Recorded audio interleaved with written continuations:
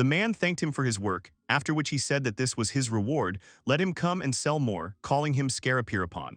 The main character thanked him and thought to himself that this was not enough. It's nice to have so-called cheat skills in other dimensions, but he didn't choose a combat skill. In this world, he's an alchemist making and selling various goods for a living. He doesn't even dream of traveling. He cannot create expensive potions because the ingredients for them must be obtained in dangerous places or bought for a lot of money. As for cheap and easy to make products, the market is already overflowing with them. Newcomers have to take on work that no one else will do, which requires a lot of time and effort.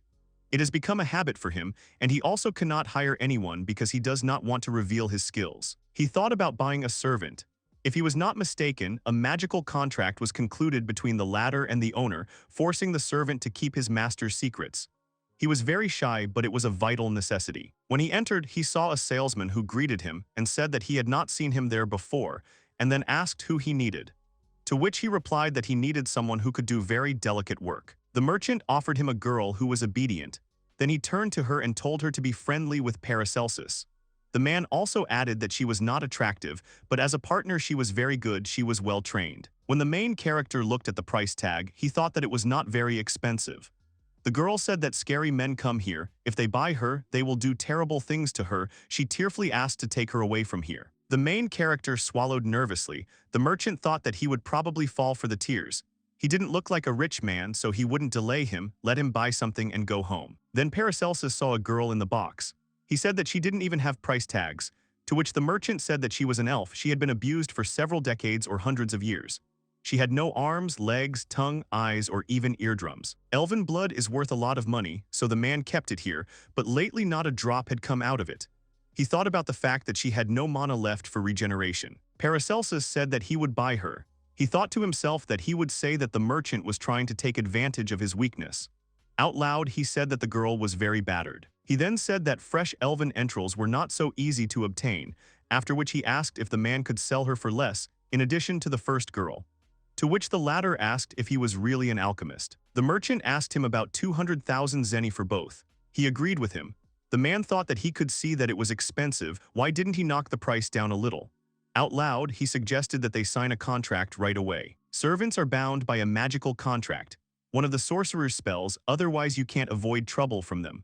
According to it, the master's orders are absolute. The servant must take care of his own safety to the extent that does not contradict the first point. In the case of the first girl, the master is obliged to pay a reward of at least 3% of the profits obtained with the help of this servant. Having paid the master 800,000 zeni, he receives the freedom and privileges of a citizen. Violence is not allowed. Even someone who has sunk to a lowly status will be honored to become a citizen of their country if he works hard. This rule has been in force for 100 years. The man does not know how it is done by the barbarians in the neighboring countries. Paracelsus asked the elf about the terms of the contract, to which he replied that there were only 2 points about the master's orders and about taking care of her own safety. An individual contract was not provided for her. The merchant said that the deal was done. He was transferring ownership of the 2 servants. He then asked for the contract to be transferred to him. The protagonist began to shout that it was hot, to which the man said that he should not move. The seller said that he was now a full-fledged man.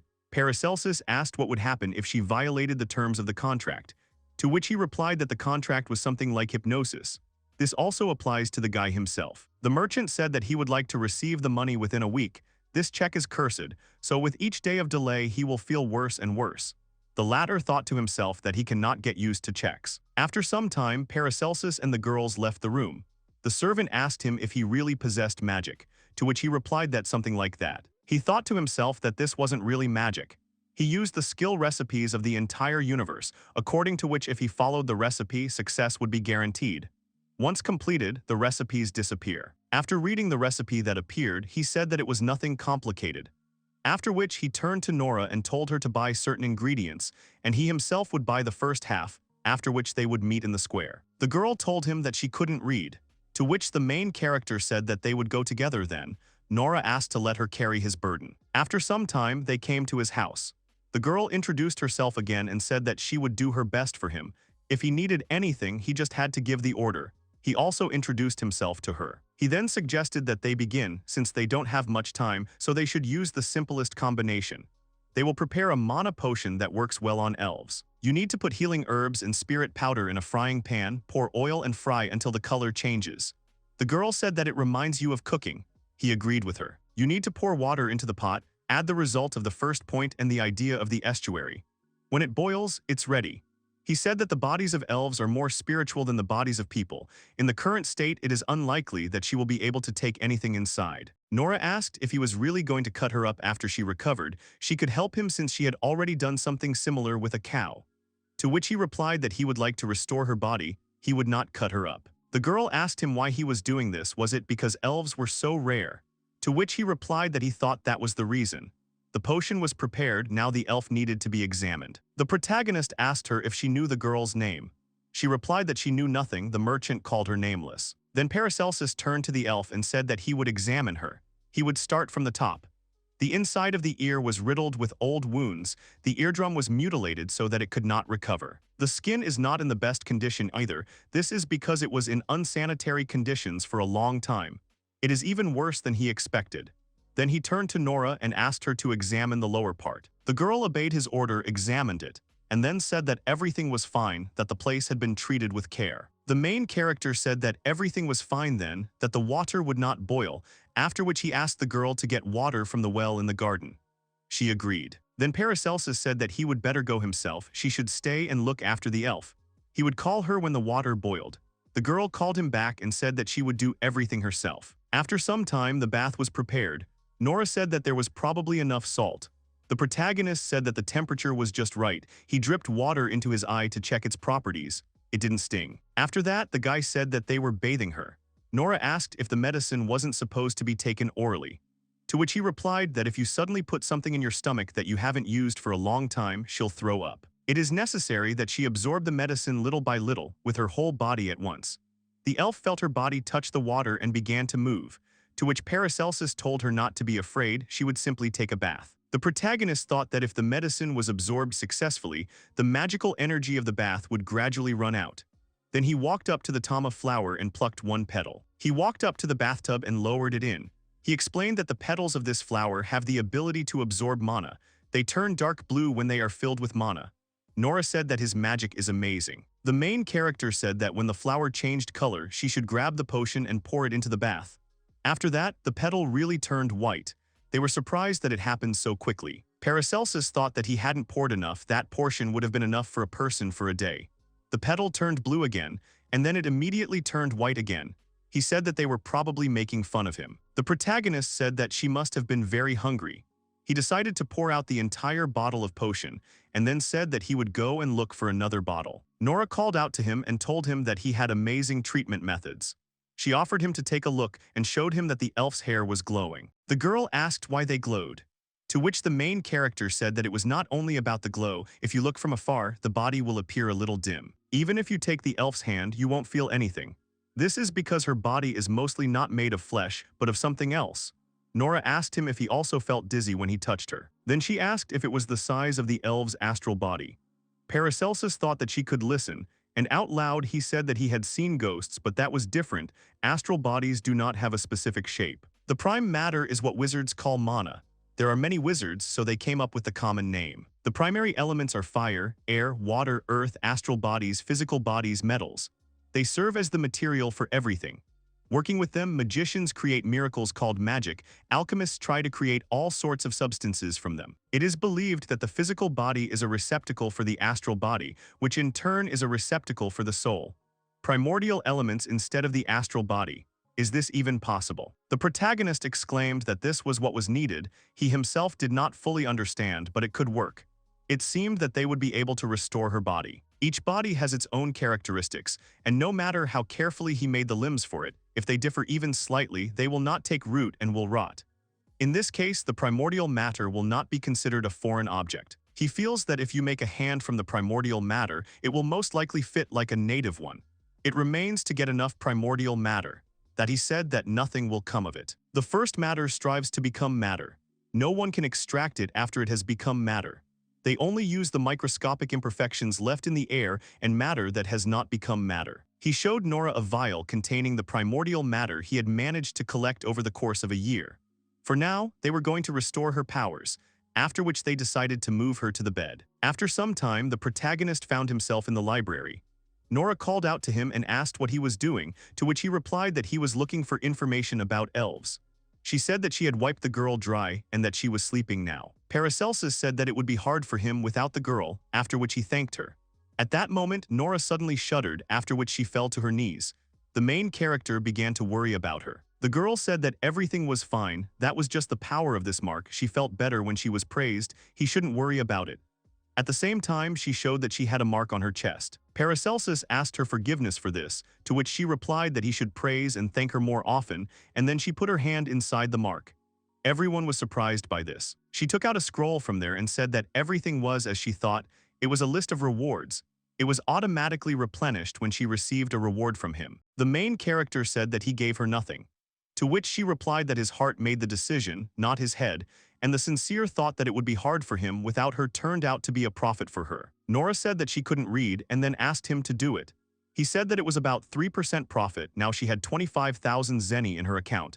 He said that he had clearly overpraised her. She agreed with him with a smile on her face. The girl said that she would be free in an instant. To which the main character said that he had 200,000 zeni, they needed to be taken to that merchant. He handed her the bag of money. Nora said that she understood everything. And he also gave her another bag which had 20,000. He asked her to spend it on clothes, he doesn't have to give her the change, she can spend it as she wishes. The girl said decisively that she might be a servant, but she was definitely not a beggar. She would earn money and buy herself out and she would return the change. Paracelsus thought to himself that this was hilarious. He said that she belongs to him, he asks her to put on clean clothes and rest so that she can work hard tomorrow. She should consider this as an investment in future work. Nora was embarrassed, after which she said that she went to buy something for the elf too. To which he thanked her and thought that he had forgotten about the girl. The girl walked along the city streets and remembered her past. She had short hair and her hands were shackled. Someone said that servants are only bought within the country. The man said that he had never met such rude girls, to which the merchant told him that he was unlucky. To which the first said that at least he had let his soul out when he offended her. The merchant laughed. When the man left, the merchant said that he didn't want to deal with someone who didn't know how to treat servants. This contract was a mess, they'd have to rewrite it. Then he turned to Nora and told her to greet her elder comrades. Even in such a world, one should not forget about decency. To which she did not answer, simply turned her head to the side. The merchant laughed at her and said that she seemed to need to be taught how to behave. He said that he would train her properly, make her a full-fledged servant. Nora said that she wanted to master the written language of this country. She asked him to teach her the letters. She would read a bunch of books, learn, and get the hell out of the country. The merchant asked her if she was stupid. Someone like her would only be bought by a poor stupid person. It would be a miracle if there was even one book in his house. The man asked if she knew who stupid people love, those who are stupider than them. So don't teach her the letters. If she suddenly learns them, let her pretend she can't read. They will touch and read everything to her themselves. The merchant said that from her point of view, the current situation may seem absurd. But even among the absurd, there are rules and ways to make money. After some time, the girl returned home. She said that she had taken a bath. At that time, the main character was lying on the sofa and reading a book. He turned to her and said that something might interest them. According to legend, the elves were the first people to inhabit this world. They were created like God from the matter that filled his body. Thus was born the ideal life, beautiful in both body and spirit. Then he created dragons from flame, dwarves from metal, and humans from earth. However, the god could not call any of the subsequent creations successful. Only the elves were his favorites. They were immortal, the god gave them the power to change the whole world. The protagonist asked where the elves' immortality had gone. He replied that they had lost it by falling in love with humans. He turned to Nora and told her to look at the text. He sat up to show her. She replied that she could not read. Paracelsus asked her why she was dressed like that, to which Nora replied that she had bought it with change, and he himself had told her to spend the money as she saw fit.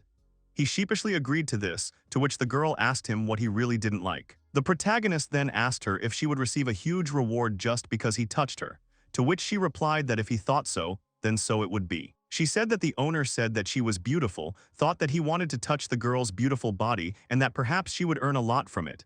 She says it so directly. Then Paracelsus touched her and thought about whether they really were so soft that they seemed about to melt, but at the same time they felt cheerful, elastic, and bold. She asked him about the reward. He answered positively, after which the girl decided to touch him herself. He asked her to wait, saying that she would squeeze out all his finances. Nora said that if he had no right to do so, then he should order her to stop. A new day had come. Nora asked him how much had run up, to which the main character replied that it was about 2 million zeni. The girl laughed. Paracelsus said that he was a bad master. He let the servant go just a day after buying him. He didn't have much in stock and then asked if he could pay off the debt little by little, to which she replied positively. The main character said that even though they were together for only one day, he had fun. Even having received freedom, she should not forget that he is on her side. If she needs something, she can turn to him. Nora immediately asked him what he was talking about. She was not going to become free at all. The guy was shocked by her words. She said that she wouldn't find another place where she could earn a couple of million a night and that she would earn a fortune with him. Of course, he could give her an order, but he interrupted her and asked if that was true. The protagonist asked if she could stay and work here after he became free, to which she replied that in that case the spell of the contract would be broken. Paracelsus thought about it and asked whether it was more profitable for her to leave everything as is in terms of earnings, and then he said that this was very good. Nora asked him if he was against it, explaining that she would be taking all his money, to which he replied that she was right. It wouldn't be so great if he was left penniless. He said that it was a blessing to have someone so valuable under him. It is embarrassing to admit, but he is now excited about the whole amount of the debt. He will work hard to earn the necessary amount so that she can stay as long as she wants. Paracelsus said that the elf needed an expensive remedy to replenish her magical energy, and he wanted to restore her body. On top of that, he owed Nora a fair amount of money. The main character said that for this reason he decided to earn a little money. The girl said that it was good, after which he put a huge pile of papers on the table. Nora asked what it was. He replied that it was a record of everything he had ever made. He suggested they see what they could profit from. The girl asked him if he had forgotten that she couldn't read. He replied that she only needed to remember 4 symbols, where S was the highest and C was the lowest. All entries have a similar table starting from the top: market price, manufacturing difficulty, material difficulty, and storage difficulty. The indicators may not be exact since he relied on his own feeling when assessing. Mithril silver, for example, is difficult to synthesize and the material is hard to get, but there is no risk of injury in the process. The finished metal is easy and simple to store, it does not spoil, and it sells for a high price.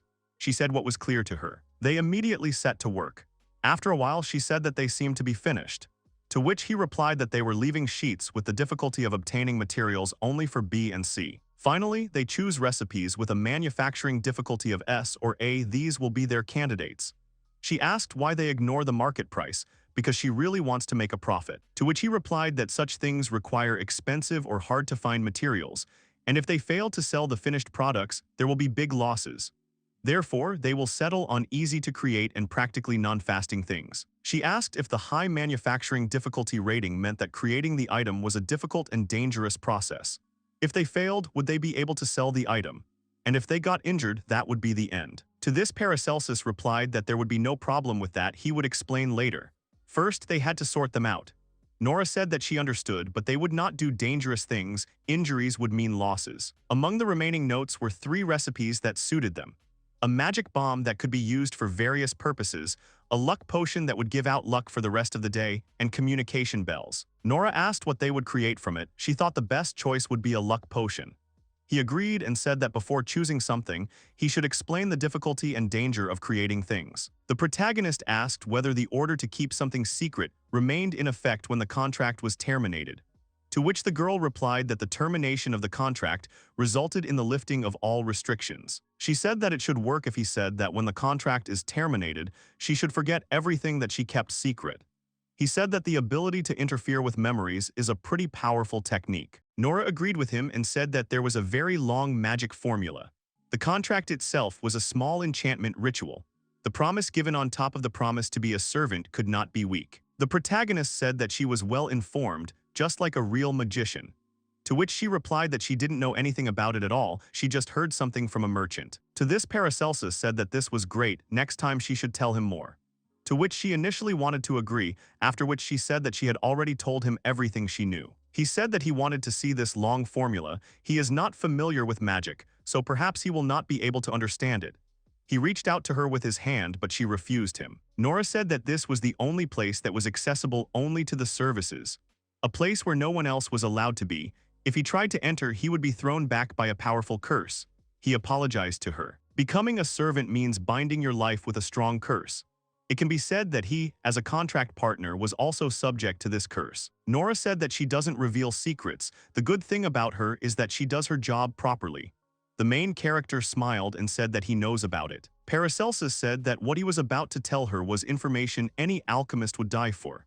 It would be bad if she became a target for the bad guys because of it. She said that even if she was tortured, she would not reveal the secret, to which he asked that even if injuries were the end of everything, to which she replied that choosing a job and being responsible for it were two different things.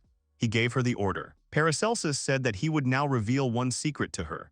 But when she was freed from the contract or someone other than him tried to find out the secret, she would forget it. And he also added that it was an order. The girl replied that she understood everything. Then he said that he would tell her, after which he said that he came from another world. Before, he lived in a very ordinary world without magic. Of course, there were things he didn't like, but overall, it wasn't that bad. There is no point in talking about a place that can never be returned to, so he will omit the details. He was hit by a car called a truck and died. After some time, he woke up in an unknown place. He saw an old man in front of him whose name seemed to be Aluz. He greeted him and said that he had been reborn in another world. Paracelsus was surprised by his words. The man said that he had prepared a gift for his second birthday. He could choose 2 cheat skills he liked from this catalog. The protagonist asked about what kind of world it was, for what purpose he was going there. Knowledge of this world would influence his choice. The man said that it was tiring him, he should choose quickly. Paracelsus apologized to him. He thought about how he didn't want to take combat skills. He would have to fight constantly to ensure his existence. It would be good to have a skill that would save him when the time came. After that, the main character said that he chose the skills recipes of the entire world of the building and the creator of save points. The old man said that it was trivial, but he agreed with his choice. After that, he told Paracelsus to fall asleep, and when he woke up, he would already be in another world. The man also told him to walk and live there as he wished, as his soul desired. And when the main character woke up, there really was another world around him. He somehow knew how to use cheating skills. Paracelsus said that perhaps Nora would not believe this story, to which she asked him to tell the whole story to the end, and what she believed in they would discuss later. She asked about whether his power really related to alchemy. He explained that when he selects a recipe for what he wants to make, all the necessary ingredients and steps appear in the notebook. There are 5 slots available at a time. The paper is endless. With several combinations, the recipe can be selected in the mind. If the owner of this recipe strictly follows the instructions, then no matter how skilled he is, the result will be perfect. Once the creation is complete, the slot is freed up. The second power is the creator of save points. Whenever he wishes, he can create precious stones called save points. When creating a second stone, the first one disappears. By breaking such a gem, he can return to the time when he created it with all his memories.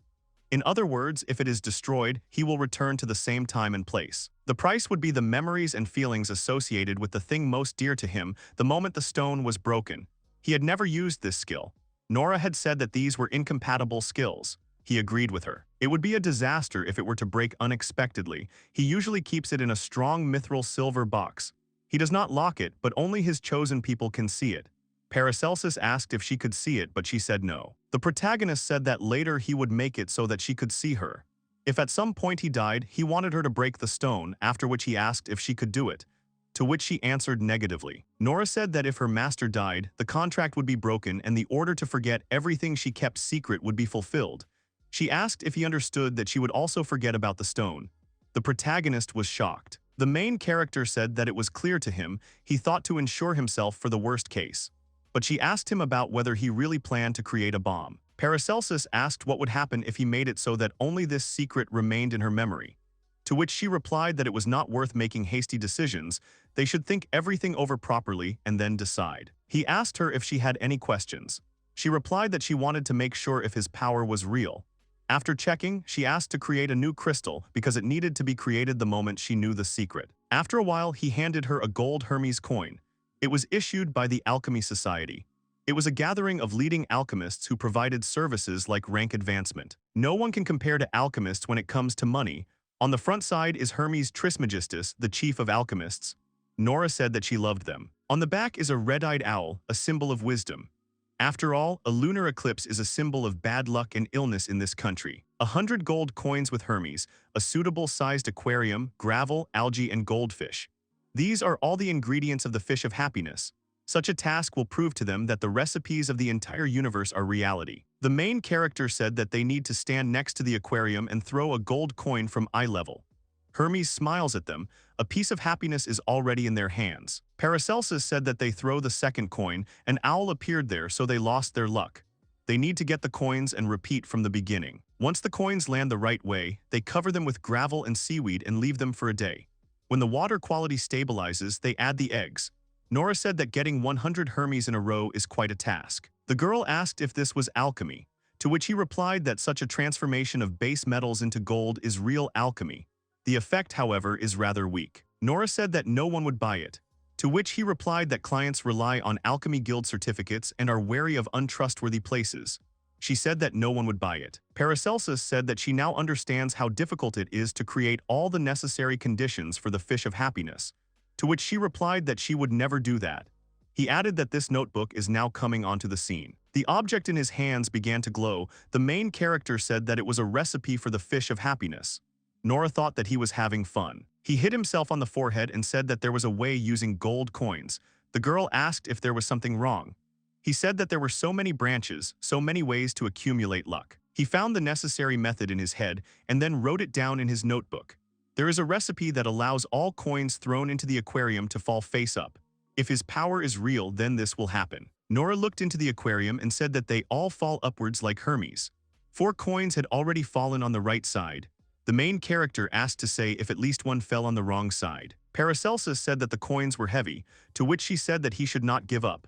In the end, 100 coins all fell on the same side. It was amazing. The guy asked her if she believed him. She said yes, then asked how others managed to do it with 100 coins. He replied that they used luck-boosting items, but even they had a hard time. The protagonist said that he needed to free up a slot, so he would have to go through the entire process to the end. Next comes gravel. Nora asked him if it would be okay if she helped him, to which he replied that this also needed to be checked. She asked if breeding fish was really that difficult, and how about growing more of them. He replied that it was recommended to limit ourselves to the number we had now. There are 3 reasons for this. It will be difficult to sell the fish at a high price. The certificate of the Chemical Association is not cheap. He does not want the members of the community to see how lucky he is 100 times in a row. There are many treacherous individuals among alchemists. Nora agreed with him. Paracelsus said that all that was left was to wait for the eggs to hatch. She asked if the coins could not be taken out yet, to which he replied that according to the recipe, it was necessary to wait for the fry to grow up. The girl said that it was unsafe to leave them in such a place. Gold coins are very expensive. To which he replied that she should not worry, no one would guess to look for coins in the aquarium, few people go there. He left. Nora looked around and said that the smell was of course weak. But the shadow from the old building falls here, and the humidity is quite high, it should be here. She started crawling on the floor, then found a grasshopper and stuck it in the ground with the other grasshoppers. She turned to the spirit sleeping in this land, asked to hear her voice. Her name is Nora Petton. She is a sorcerer from a distant land. She asked to listen to her despicable wish. Suddenly something with one huge eye appeared from the ground. It asked her if she had called it. The girl answered in the affirmative. She is worried that some rogue will steal the treasure that her master has left in plain sight. The spirit asks why he left it unattended. Nora explains that her master is a bit careless. The spirit told her to rely on him. He knows how to hide well. He is happy that she called a humble soul like him a spirit and also told her to call him at any time. The girl thanked him. At that moment, the spirit hid back into the ground. Nora thought that his strength was not great, but she was glad that this spirit took his duties seriously and was easy to handle. It was the first time she had dealt with such a cutie. The girl thought about what they say, that people prefer to live in places where there are spirits similar to themselves. She giggled. The main character said that he had shown the power of the recipes. It was time to choose between a magic bomb, a potion of luck, and a bell of communication. The potion of luck, like the fish of happiness, increases luck. The absence of impurities in the composition plays a big role, and this is a very practical thing. A drunk adventurer has a lower chance of running into a monster or being hit by a weapon. Paracelsus showed a bottle of the potion and said that this is a real example. Even high-ranking people who have many enemies do not leave home without it. If you find a good customer, then one recipe can provide you with it for life. Nora told him that they should start making it, to which he replied that while talking about the pros, one should not forget about the cons. The Alchemy Guild certificate is not cheap.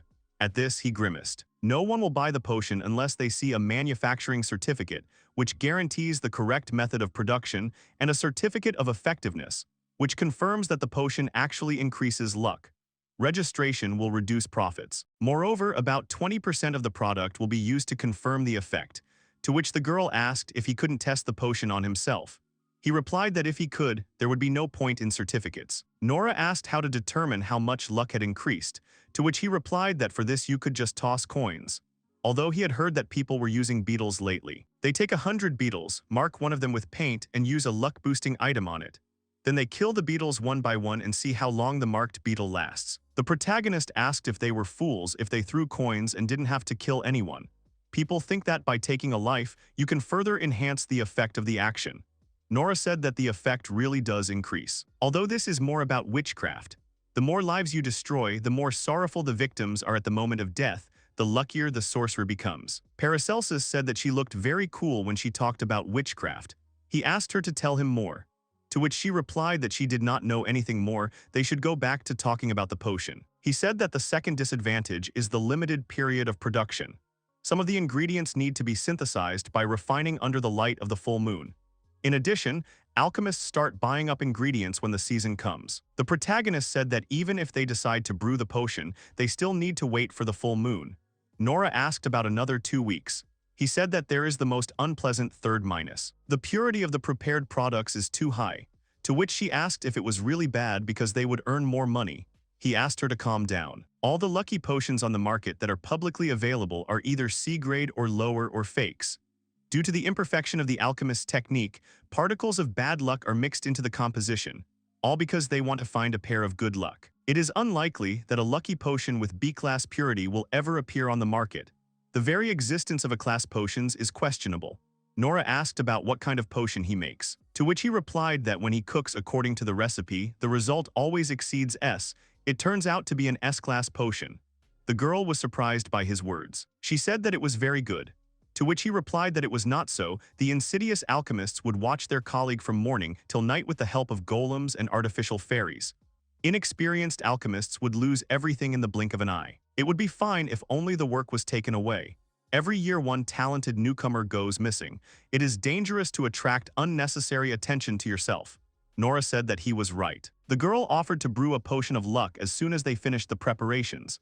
At the same time, her face was very serious. She said that all they had to do was find rich clients and get them the goods without any certificates.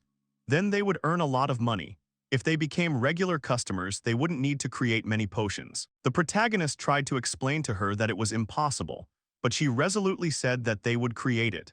Then he said that they would move on to the next recipe. These are the bells of connection. They are created at the same time, have the same scales and appearance due to which a connection is established between them. The less the bells differ in color and shape, the stronger their properties. The main character said that he created this couple himself, to which the girl said that they really do ring at the same time. Paracelsus said that they only have different timbre, and all because they are defective, the cheapest ones on the market will be better. Nora asked about the guarantee of success if everything is done according to the recipe, to which he replied that the power of the recipe does not extend to the second item. The recipe describes the procedures for creating one item, with the note that he can make as many as he wants. Once he finishes making the first recipe, the procedure is considered complete and the recipes disappear. Both bells are made at once, but they cannot be finished at the same time. Only one of them, made a moment before the other, will turn into a work of art. The next item still turns out a little better than without a recipe at all, but he got the impression that its main power is released precisely at the moment of completing the structures. The main character said that the most important thing for this alchemical product is to have no difference even in the smallest details. You could say that his communication bells, of which one worked, were a complete failure. They sounded disgusting and the view through the hole was blurry. She said that even the power of recipes was not omnipotent. The main character tried to say that it turns out that they need to make a bomb, but the girl said that she would not make it, to which he asked her to at least listen to the description. She agreed. The method of creating the bomb resembles the formation of a wizard's spell. A bomb of this size easily lifts their house into the air, to which Nora asked him not to bring it into the house. The protagonist asked her not to be afraid. It will not explode until he connects the detonator here and enters the correct code. This bomb is made exactly according to the recipe, so there can be no misfire. And the bombs are designed to reproduce the spell of the magician at the moment of receiving a special magical signal from the detonator. Upon receiving the signal, The command panel orders the elements to change. The air element closest to the command panel then turns into flammable gas, causing the bomb to crack, filling the area with gas and fire elements. The team then reaches the fire element, which ignites the gas, causing an explosion. Nora asked why the element of water was there. He replied that it was a fuse. In case a command was received from outside, the most distant center would react and the water element would be activated first, turning into water. She asked what would happen if the bomb caught fire. He said that the water element would disappear and the fire element would not burn. The air element would become normal air. There would be an explosion, but it would only rupture the eardrums and burn. He then said that they were putting a magic blocking cap on the exposed wire and the bomb was ready. He asked her if she saw that the bomb was completely safe. The main character said that in order for bombs to always sell stably, even if you create a perfect bomb according to the recipe, it will not attract unnecessary attention. And if you are careful, then there is no danger. Nora agreed and asked to set the bomb so that if it exploded, the wave would destroy the gem. He said he would do so. She added that it would be until they found a better product. The girl asked how much force it would take to destroy the crystal. The explosion would kill them both, but it wouldn't be funny if the crystal remained intact. To which the guy replied that he should think about it. He decided to put the crystal in a box with one side facing the bomb. A metal pin would be attached to the back wall, and when the blast wave pushed the box's wall inward, the pin would pierce the gem. The protagonist will put the box in the kill zone, but so that it does not interfere with his work. He added that it will be safe. Nora said that he looks happy. She asked him if he really liked the bomb, to which he replied that perhaps he did like it. When he imagined how the bomb would explode and destroy everything around, he felt so light and good. Nora said that he seemed more timid to her because of his words about fear of people from the alchemical community, to which the guy laughed and said that it was good that he knew the principle of the bomb. At that moment, someone rang the doorbell. The protagonist asked out loud whether he had already arrived. The unknown man stood on the threshold. Nora asked if it was really a bell of communication, to which Paracelsus replied that its pair was the bell at the entrance. He created 4 sets at once, but now he knows about the arrival of guests, no matter what part of the house he is in. It was Totori. He thanked him for not forgetting about the Arlenbeek magic shop. Every time he can't help but notice how terrible this thing sounds, all because he has a good ear. The protagonist introduced Nora to him and said that she had recently arrived in his house. Totori said that he should have dressed such a beauty better. Paracelsus wanted to introduce the guy to her, but he interrupted him and introduced himself, saying that Paracelsus was his regular client. The latter blushed. Totori asked if he was still embarrassed when his name was called. At their first meeting, he blushed and began bleating his name so that he didn't understand anything. The protagonist said that he does not like to give his name. Totori interrupted him and asked about the reason for calling him, to which Paracelsus said that they wanted to sell something. It was a magic bomb. The guy said it was dangerous. It was just sitting on the table. Apparently it was well balanced. But they were definitely crazy if they put the bomb that high. Totori said that the stable elements are tightly packed and produce a good sound. And the work is done perfectly, the bells do not compare with it. The guy said that Paracelsus usually doesn't bargain, so he'll give a good price right away. He offered 90,000 zeni.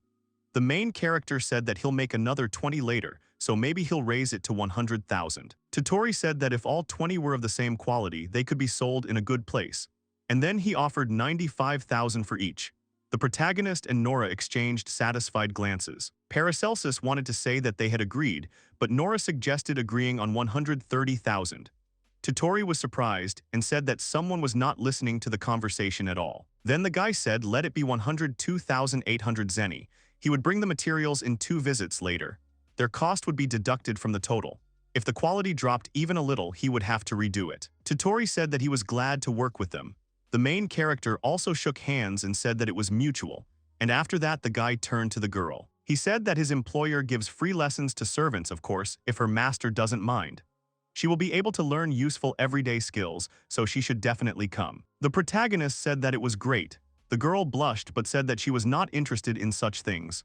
Paracelsus said that she could go. Totori asked if he could take the bomb. He wanted to show it to his employer, to which the main character answered positively and said that he would pack it now, and the guy bowed to him and thanked him. Then he turned to Nora again and said that the study group was also a mutual aid society of services. If she suddenly encountered any problems, she could tell them about them. Totori asked her if everything was okay with them and then laughed. He also added that he was glad that she had found a master she could rely on. The protagonist at that moment entered the room with the aquarium and asked what the boulder was doing there. He also wondered where the aquarium was, whether his gold coins had been stolen. The spirit at that time thought that it was a swindler. Nora also came into the room and told him to touch the top of the stone. She asked him what he felt.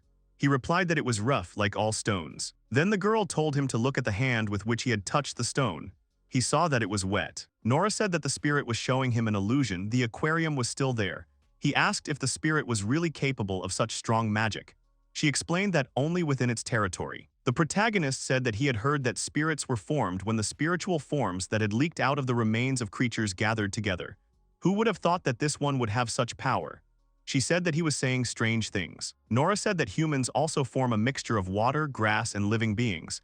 She doesn't see much difference between them and spirits. Besides, if he angers a spirit, he won't be able to live here. He should be careful with his words. The protagonist asked her if she knew so much about sorcerers because she was one of them. She bowed and said that she was sorry that she had not said so right away. He asked why she had remained silent. She said that the merchant told her to keep her mouth shut, as it was believed that witches either inspire fear in others or are used by them. Nora decided to confess to him since he didn't fit that description. She asked if she scared him. If so, she would give up her witchcraft practices, to which he asked if it really looked like he was scared. The main character smiled at her very sweetly. He asked if this spirit was somewhere here. The girl answered positively. He asked if he should pray. She said that if he went into it with his lesser knowledge, his actions might offend the spirit. He should bow slightly every time he passed the well. Nora blushed and asked why Paracelsus was looking at her with a smirk, to which he replied that he was glad she told him everything. She said that he scared her. Night had fallen. There was almost no light in the house. The protagonist entered the room and asked how things were going. Nora replied that she had just finished wiping Kakamachi's body, to which Paracelsus asked her again about that name, and the girl blushed. She said that in the language of the country, it was a word for a baby. She remembered the time when she had to take care of her little sister. It would be rude to call someone who was trying to survive with all her might just an elf. The protagonist said that he agreed that she should now be given a name that would be easy for Nora to pronounce. He would also call her Coco. They would ask for her real name after her body was restored. He thinks to start restoring her body with what has the simplest structure, skin tissue. It is thin, so much primordial matter will not be needed. Nora agreed with him and said that it is always important to start with the simplest. The main character said that they would cut off healthy skin from the buttocks and multiply it, grow it as a vegetable. The girl tried to call out to him. At that moment, Coco spread her legs. Nora explained that the girl would invite him if he touched her butt. The main character blushed very much. She said that she would be glad if he used that place. They wouldn't get rid of her while she was valuable as a tool. It might make her feel better. She asked him to hurry up and help her. The main character started to cry. He asked her what he should do because nothing works for him. Nora said that she would do everything herself, after which she asked him to step aside. Nora told the main character that it was time to watch. He stood in the corner, turning away from the bed. With tears in his eyes, he asked if she had really finished. She answered positively. He tried to apologize to her, but the girl said that there was something more important that she wanted to check when Coco got better. She put her hand on his back and said that it was mental communication. He was surprised. Communicating with spirit is a crucial skill for shamans, but it works with living beings too. She can make her voice resonate in his spirit body through touch. The protagonist asked her if she could hear him, to which she replied that it seemed like he was trying to tell her something mentally, but she couldn't hear anything. Nora asked if he remembered his words about the elves' bodies being mostly spiritual, and also that this girl was different from them. One way or another, if Coco is a spirit, even if she is not dead yet, then maybe she will be able to establish contact with her, or at least let her hear her voice, and at the same time check the state of her soul and mind. The protagonist told her that she was amazing, to which the girl replied that she had hoped to hide her gift as a shaman, but the truth was revealed anyway. Nora knelt down in front of the bed, then thought that she could feel her soul. Everything seemed to be going well. She mentally asked her if she could hear her. There was no answer. In that case, she asked permission to look into her soul. Inside her, it was dark, nothing could be seen. Here she saw a curse inside her, which was huge chains. The girl was surprised that there were so many of them. The protagonist asked her what happened. Nora answered him that it was a curse. Coco's soul was bound by an incredible number of curses. Paracelsus asked her if this was the same as the magic of the servant contract, to which she replied that they also use a curse, only on a completely different scale. Here they are different. Curses of such power would not work properly even if they were to cover the entire body. The contract magic already required the creation of a separate space called the servant's room. Suddenly, her gaze fell on the mark on her chest. Nora said that they are here in the servants' quarters. It is created by stretching the servant's skin in another space. Everyone has at least one of these rooms. The protagonist was shocked by her words that the skin could stretch like that. The girl said that if she could read the formula inside it, she would understand the essence of the curse. Paracelsus asked if anyone outside the room would be subject to the curse, and she replied that it was true, such a curse was enough to kill an ordinary person. After that, she touched her mark and then began to push the walls apart. The protagonist said that there was something black there, to which she replied that it was a curse and he should never touch it. Nora said that if she did not return, he should seal the room and call someone knowledgeable in shamanism. After that, the girl's body was enveloped in a black fog. Once inside, she saw that it was a servant contract spell. There was something else, something deeper, that bound Coco's soul, but she couldn't find where it was. Here she saw these huge chains of curse. There were many curses placed on her, among which were the prohibition of communication, not being allowed to sleep, to breathe deeply, to lose her mind, to enjoy herself, to bring joy to others, to regenerate, until she begins to beg him for help. Until her days are numbered, he orders her to live, mourning her own stupidity, in torment, pain, humiliation, shaking with fear day and night. The protagonist immediately called Nora by name. The girl asked him not to approach her. Part of the curse was transferred to her hand. Raising her hand, a black clot followed her, after which it wrapped around her hand, her fist, and her entire arm up to the elbow turned black. The protagonist asked her if she was okay, to which she replied that shamanic art owes its appearance to people who are always cursing each other. She remembered how people ask someone to be made a miserable cripple. They found a way to give power to these selfish requests, and then she thought that this would not work. The shaman cast her first curse on herself. People can't stop cursing each other, but she wants to be at least a little better than others. Curses filled with such aspiration are among her favorites. Nora's face was very angry, tears were running down her cheeks. She thought that for this reason she would never forgive someone who cursed like that. The main character immediately asked her if she could do something about the curse that had bounced back at her. He asked her to quickly cleanse her hands of the blackness. Nora said that in order to contain the curse, one must adjust one's emotions to those contained in it and keep them under control. She finds it difficult to do so. The main character immediately asked why it was difficult for her, to which the girl replied that she had not expected it to be exactly like this. She can't believe that there was a very deep and tender feeling embedded in this curse, and it was love. Then the main character asked if her chest would be filled with this feeling, then something could be done. She answered that it was so, but now she was filled with anger. It made the task impossible. Nora said that perhaps the curse was intentionally placed in such a way as to make it more difficult for anyone who wanted to remove it. Paracelsus was taking off his jacket at that time. She asked him what he was doing. The main character leaned towards her and told her to take off her top too, to which she asked him why she should do that. But in the end, she listened to him. After that, he lay down with her on the bed, pressed her to his chest, and said that when they pressed like this, skin to skin, feelings arose in him that were very similar to love. After that, he asked her opinion on this matter, to which she replied that he needed to be careful. If he touched the curse, it could be passed on to him, to which he replied that it was better that way than her death. After these words, Nora turned to face him and said that it would be better this way. She said to him the words Coco Mt Chali. He did not understand it. Then the girl said that the curse was moving, after which she asked him to get off her. The protagonist said that the curse had entered her mark. Nora said that it was not so easy to get rid of the curse. She moved it there, where it would cause the least damage, and then she would slowly deal with it. Paracelsus asked her what she had said when they were lying in each other's arms, to which the girl replied that she had said nothing, and that he should stop talking as if she had said something. He apologized to her. A new day had come, the sun was shining outside. The main character and the girl were sitting at the table. She asked him if this was really a letter. He answered yes. He said that if he suddenly forgot his skill, he tried to write down its essence, feeling, and method of use as accurately as possible. If he suddenly fell into unconsciousness, then she should tell him to calm down and let him read the letter. Nora asked why there were 3 letters. He replied that the first letter contained his memories since he came here. He wanted her to read it first. The second letter described his skills. In the third letter, he tried to describe the girl as accurately as possible, because he felt that these memories could also disappear. She asked him about the reason. Nora asked him why he continued to think of his skill as the most important thing. Her reward had already reached unprecedented heights, to which he agreed with her. The protagonist told Tom that she would also have a hard time if he lost his skill. She said that she was just joking. He would see that in a year she would be #1. She would not lose to any skill. Paracelsus said that in this case there would be no need to fear the loss of skill, but he was saddened that he would forget it. to which the girl said that it was not a problem. Nora would be the first again so he could begin. He said he would create a crystal that would consider this place a save point.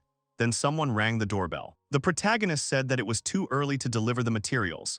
He opened the door and saw a girl in front of him.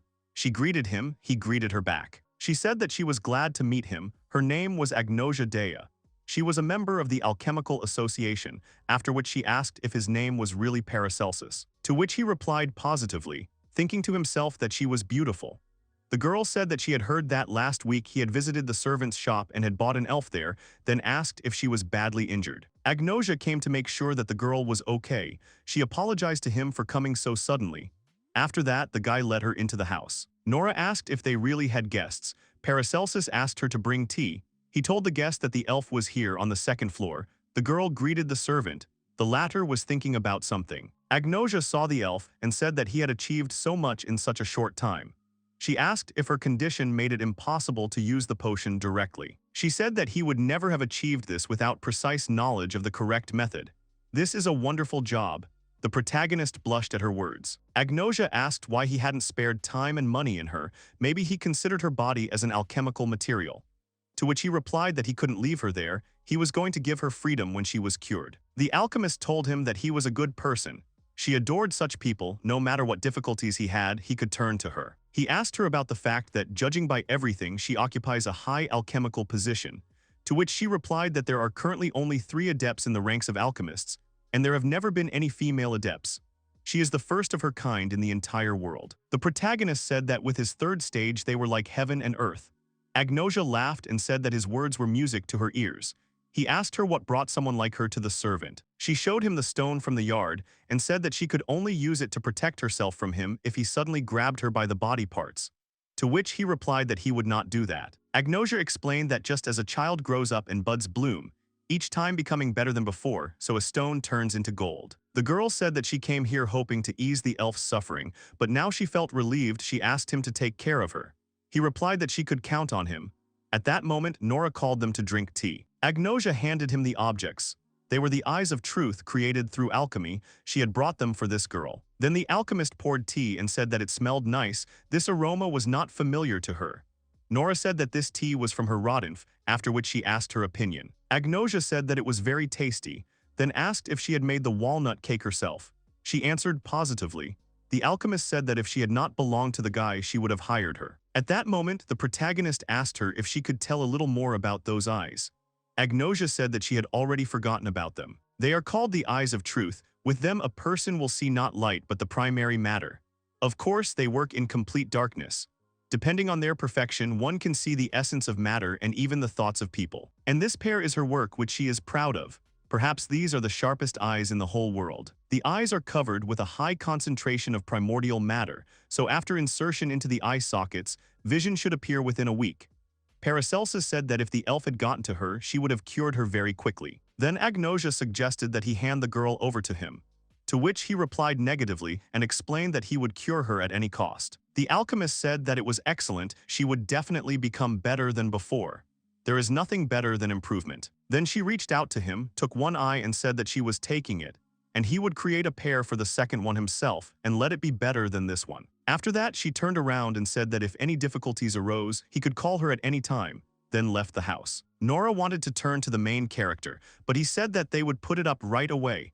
They needed to make preparations, as usual in the basement. He called her to follow him. Paracelsus asked her about it. She was here for the first time. The girl answered positively. She thought about the walls of the room being covered with something. He said that it was a formula that deflected magic. It sucked mana out of creatures. Helps against spy fairies and clairvoyance. There are limits on the amount of mana absorbed at a time. Therefore, you need to leave the room, giving the formula the opportunity to gradually release the reserve. You will not be able to use it normally. The guy showed her a silencing slime that feeds on sound vibrations, so nothing said here will slip out. There is no time to linger here, so he will get straight to the point. The protagonist said that he doesn't trust Agnosia. It's possible that she put a curse on Coco. She asked him why he thought so. He said that the eyes of truth were too perfect. The color, size, weight, and even the shape of the blood vessels matched. He assumed that they were created at the same time. Paracelsus said there that he would never believe that the connection between alchemical creations did not extend to these eyes. It seemed to him that she had planned from the beginning to keep one for herself. And at this time, Agnosia was thinking that he was delayed for some reason. Had he really already guessed everything? Nora said she understood why he didn't trust her. He explained that even though she wanted to help, she didn't lift a finger until he took Coco from the store. She had the money. He didn't sense her sincere desire to help. But as soon as he bought Coco, she showed up, came straight to the house as soon as they felt the curse. Even if she didn't cast the curse, she was certainly involved in this. Nora thought about her words. She is certain that the alchemist was the one who cast the curse. There are several reasons to believe this, but she smells exactly like the curse that was cast on Coco. Damn, how the perfume smells so different. This is the first time she's encountered such a scent. She's almost certainly right. That's why she established a connection with Agnosia so she could attack her at any time. The soul always flinches when it comes into contact with a being of another type, like a shaman. But this didn't happen now because the curse was already nesting in the soul. The protagonist asked her again, to which she explained that she had become friends with her. And people are inevitably influenced by those with whom they have established a strong connection. If the other person does not realize that they are cursed, the spell cannot gain strength. By forming a relationship with Nora, who takes the curse for granted, the person's heart begins to feel the curse. Establishing a strong bond has a number of benefits, but most notably it makes it easier to cast curses. Paracelsus also asked her if they had a strong bond. He wondered what was happening to her hair. Nora said that it was also strange that she had been careless and let him see the other eye. If she had brought only one, then he would not have suspected anything. The guy agreed with her. The main character said that they should hurry up. About the eye, he thinks that it should be put on Coco. This girl is undoubtedly an adept. She has both strength and power. If she wanted, she could deal with them in no time. He believes that she has her own reasons for doing otherwise. So they should treat Coco while also taking an interest in the girl's mood and thinking about self-defense methods. If it gets too hot, they'll run away. Nora agrees. Paracelsus said that perhaps it was not very courageous of him. To which the girl replied that nothing of the sort, there would be no point in his death now. Nora asked him what was going on with him, to which he replied that he was a little cold. Apparently there was no mana left on the surface of his body. She asked if he wanted her to run for that tea. He said yes. The protagonist said that it had a strange aroma, to which she replied that this tea was called achapa. He realized that it was the name of a tree, then asked if they really grew in abundance in this area. Nora explained that it was a poisonous plant, and eating it in its pure form could cause diarrhea. The poison could be neutralized with another plant. The protagonist said that his interest had been aroused. The girl said that since it came to that, they could cook it, and then called him to the stove. She showed him a purple-green root and told him that it was a potent remedy that in large doses causes nausea. But when combined with achapa, it becomes docile. She then uses the achako to cool the broth. He asks her about that word, and she explains that they pour it into another container. While it cools, she pours dried achapa leaves and ginger into the teapot. If desired, she can add pakot or yuko. He thought about the names. Once the broth container has cooled enough to touch, the achako is added to the teapot. Then they cover the lid and the peppery. You have to hold the toripuri and the pekareker. Then she told him a whole sentence in a language he didn't know. And then it dawned on her that she was speaking the language of her homeland. She apologized to him, to which the guy said that it was a very beautiful language. She said that the tea was ready. Having inhaled its unique aroma, he realized that it had a delicious taste and also warmed the body quite well. The protagonist said that it was delicious. He really liked the aroma. She said that she was glad to hear it. Then he said that he now understood what she smelled like. Nora asked if she really stank that much. He explained that when she was hot and sweaty when they were hugging, there was a smell coming from somewhere on her body that he had never smelled before. And now he realized that it was the smell of this tea. He said that this smell cannot be called unpleasant. On the contrary, you want to inhale it again and again. At that moment, the girl snatched the mug from his hands. She said that she would bring him regular tea. At the same time, her face was very red. The protagonist thought about what had happened. One of the men offended Nora. Another told him that they were forbidden to do this. The boss would not like it. To which the first man said that they were training her, and then told the girl that she would not leave this place until she obeyed. The second man said that servants are the common property of citizens. They cannot be harmed without reason. It is even written in the law. The boss said so. The first man said that he didn't give a damn about the law. When the men left the room, Nora thought that she could still survive intimacy, but she was simply not cut out for service. Then someone called her name, and then her hair formed a head. She realized it was her father. The man apologized to her and said that it took him a long time to find her. It is difficult for a soul without a body to act alone. Nora asked if he had really bound the soul with a curse. She said that he needed to get a good night's sleep after death, and now his torment would only continue. He told her not to worry. The girl said that there was nothing good in this. He died of his own accord, deprived himself of the peace he deserved, climbed into someone else's hair without asking. He apologized to her. Nora asked if he meant that he would pull her out of captivity. Father said that a shaman cannot curse for himself. Until today he was helpless and sole. Now he is a part of her. The girl said that it doesn't change anything. He said that he knows one inexperienced but exceptionally gifted shaman. It's her. Nora said that even if she had the power, she still couldn't use it for herself. Then her father said that she would need bonds here. Whether they like it or not, people live their lives under the influence of those with whom they have relationships. If it is a married couple, then inside the husband there will be a little wife, inside the wife, a little husband. He turned to Nora and told her to become a great shaman, to give birth to a small but powerful shaman in those she formed relationships with, and then she should make these people curse themselves. He told her to watch those she had contacted, find out what was forbidden to them, and then force them to break the ban. Nora asked what she needed to do to make it happen. Her father told her to believe very strongly that it was going to happen. If she could do it, no one would look down on her anymore. A new day dawned. The men came to her room and told her to get up because it was time for class. They were surprised that her hair had grown. Nora said that she had grown up, and then asked one of the men if he wasn't growing. His brain was still smaller than that of her younger brother. He started getting angry. The man flew up to the girl and grabbed her, after which he offended her. And the second man tried to stop him because he did it stronger than usual. After that, Nora fought back and said that servants are the common property of citizens and they cannot be harmed needlessly. It is only natural that those who violate this law are punished. The man asked her if she was really a shaman. It was no longer funny. After which he turned to his friend and told him to get up. Her father told her that she had done well. That was great. Nora told him that he didn't have to protect her. She wanted someone to hurt her more so that he could get hurt more. The man asked if he could just sit and watch his daughter get hurt. Besides, this man didn't care how much she got hurt. He said that he got hit hard. He doubted that her offense was such a taboo for him. Nora said that she thought that the curse was strengthened by the person standing behind him. The man was connected to the first, so isn't it natural that the curse would strike the man who broke the ban in front of the one for whom it is the same ban? The father said that his daughter frightened him. She is so well informed. He said that the men were in such a hurry that they forgot to close the door, and then asked what they would do, adding that he would be able to overcome the curse placed on her. She replied that she would not run. Nora realized that the laws of this country carefully spelled out the rules of communication with servants. These rules would become her living quarters. Along the way, she would earn a lot of money. A new day has come. Nora turned to the main character and asked what this thing on the table does. Paracelsus explained that she was collecting elements of fire, then she asked if this was the material for a magic bomb. He answered positively. He explained the operation of the bomb and said that if the fuel is heated just short of combustion, the fire elements from the air will be attracted to it. This recipe is good for beginner alchemists. It allows you to get a lot of elements. Air elements also rise when heated, so they will inevitably mix with fire elements, no matter how hard they try. These fire elements obtained through the recipe are completely free of impurities and cannot be compared to the products on the market. It will be difficult to ignite them without a single air element. As long as there is no heat or magic, everything is fine. Nora asked him about it. He had already ordered the raw material for the bomb.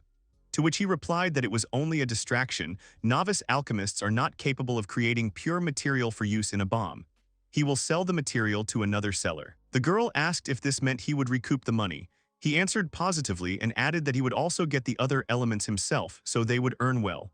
Nora offered her help. She asked what was heating the coin since there was no fire burning anywhere in the house right now. To which the protagonist explained that it was hot in itself.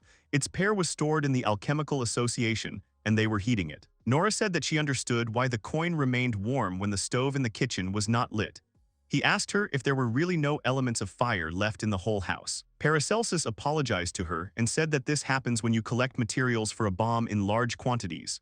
To which she replied that everything is fine, it is for the sake of earning money, they will not die without dinner. The protagonist explained that in such situations, the ability to use fire again appears only after 3 days. For the next 3 days, they were forced to eat outside the house or make do with the heat from the coin. A Lembic magic shop. In addition to alchemical goods and magic items, orders for the application of magic formulas are accepted here. There is a snack bar on the first floor. Norn told Tottori to step aside. He said that cutting bombs is bad for the heart. She said that the elements behave quietly as long as they are in the field of the magic seal. He replied that so much work was wasted. She said that Tottori had brought this bomb, they should look at the cut. The latter said that it looked good, a beautiful piece of work, to which the big bird said that it was even too beautiful a piece of work. Norn asked Burke if he thought so too. He replied that the composition was too pure, humans couldn't do it. Totori asked who could do it, the others assumed adepts. Norn said that they may not be like that, but the goods Paracelsus supplied them were either the work of a newbie or too perfect. He tried to fool them with inept technology, but this time he gave himself away completely. She said that he could very well be the bearer of gifts. This matter needs to be investigated quickly, we will have to create fairies. Mokyugen and Pachiko in the main character's house should keep an eye on him. Mudrin said that someone wanted to eat, she would go and they could continue. It turned out to be Nora. She said that she would like to have lunch and take it with her. The woman told her that she had not seen her here before. Mudrin said that beastmen worked here, so they did not have meat dishes. Nora asked with a dissatisfied face if there was really nothing but herbs. Mudrin told her that the first portion would be free, and if she liked it, she would take it with her. To which Nora replied that she loved food on the house. After that, the woman placed a bean burger with vegetable curry on the table in front of her. It smelled good. Nora said that it smelled delicious. She immediately stuck her fork into the dish and took her first bite. After that, her face turned red. It was obvious that she liked it. She said that she wanted to wrap it up for her to take with her. Mudrin thanked her for the purchase. Nora said that it was the first time she tried something so delicious and not meaty. The woman said that this dish was made especially for meat lovers. The girl thanked her and asked if she knew where the alembic magic shop was. Mudrin turned to the hostess and said that a man from Paracelsus' house had come to them. She immediately became excited about this event. A few moments later, Norn was going down, but she fell down the stairs. Nora asked her if she was okay, to which she replied that the stairs and floor were made of soft materials. She was glad to meet you. The girl gave her name. The owner also introduced herself and said that she was on good terms with the main character. Nora said that it didn't matter, but she heard from a human, a rabbit, that there was a study group here. Norn told her that fortune was very favorable to her. She had the power to influence the destinies of people. She told Nora that she adores money and uses all means to achieve her goal, but at the same time she easily enters into a relationship with someone she likes. She could become a couple for Paracelsus. Fate itself brought them together. Norn said it was a little personality guessing game, combining physiognomy and personal research, and then asked if she was close. Nora said it was all off. The hostess asked if she would spare some time for her before the lesson. Then she turned to Mudrin and said that she liked this girl and would have a secret chat with her. After some time, they found themselves in another room. Norn said that the conversation of people leaning over this tablecloth was inaccessible to others, and she also said that she invented it herself. Nora asked her if it was magic or alchemy, to which Norn replied that she was using all the methods she knew. The girl realized that she was also using quite advanced shamanic magic. The hostess explained that using methods from many fields, it is possible to create walls that even magicians and alchemists cannot easily overcome. Nora said that she wanted such a tablecloth for herself, and also asked about what it means to keep secrets. Norn said that she wanted her to sign a magical contract, according to which they would agree to keep this entire conversation a secret and would not harm each other until the contract was broken. Nora thought about how people in this country treat shamanism as a form of magic. It makes her angry every time. Do no harm, it seems suspicious. She turned to her father and said that it was a strange curse. She can't read the document, but she can understand how it works from the shape of the curse.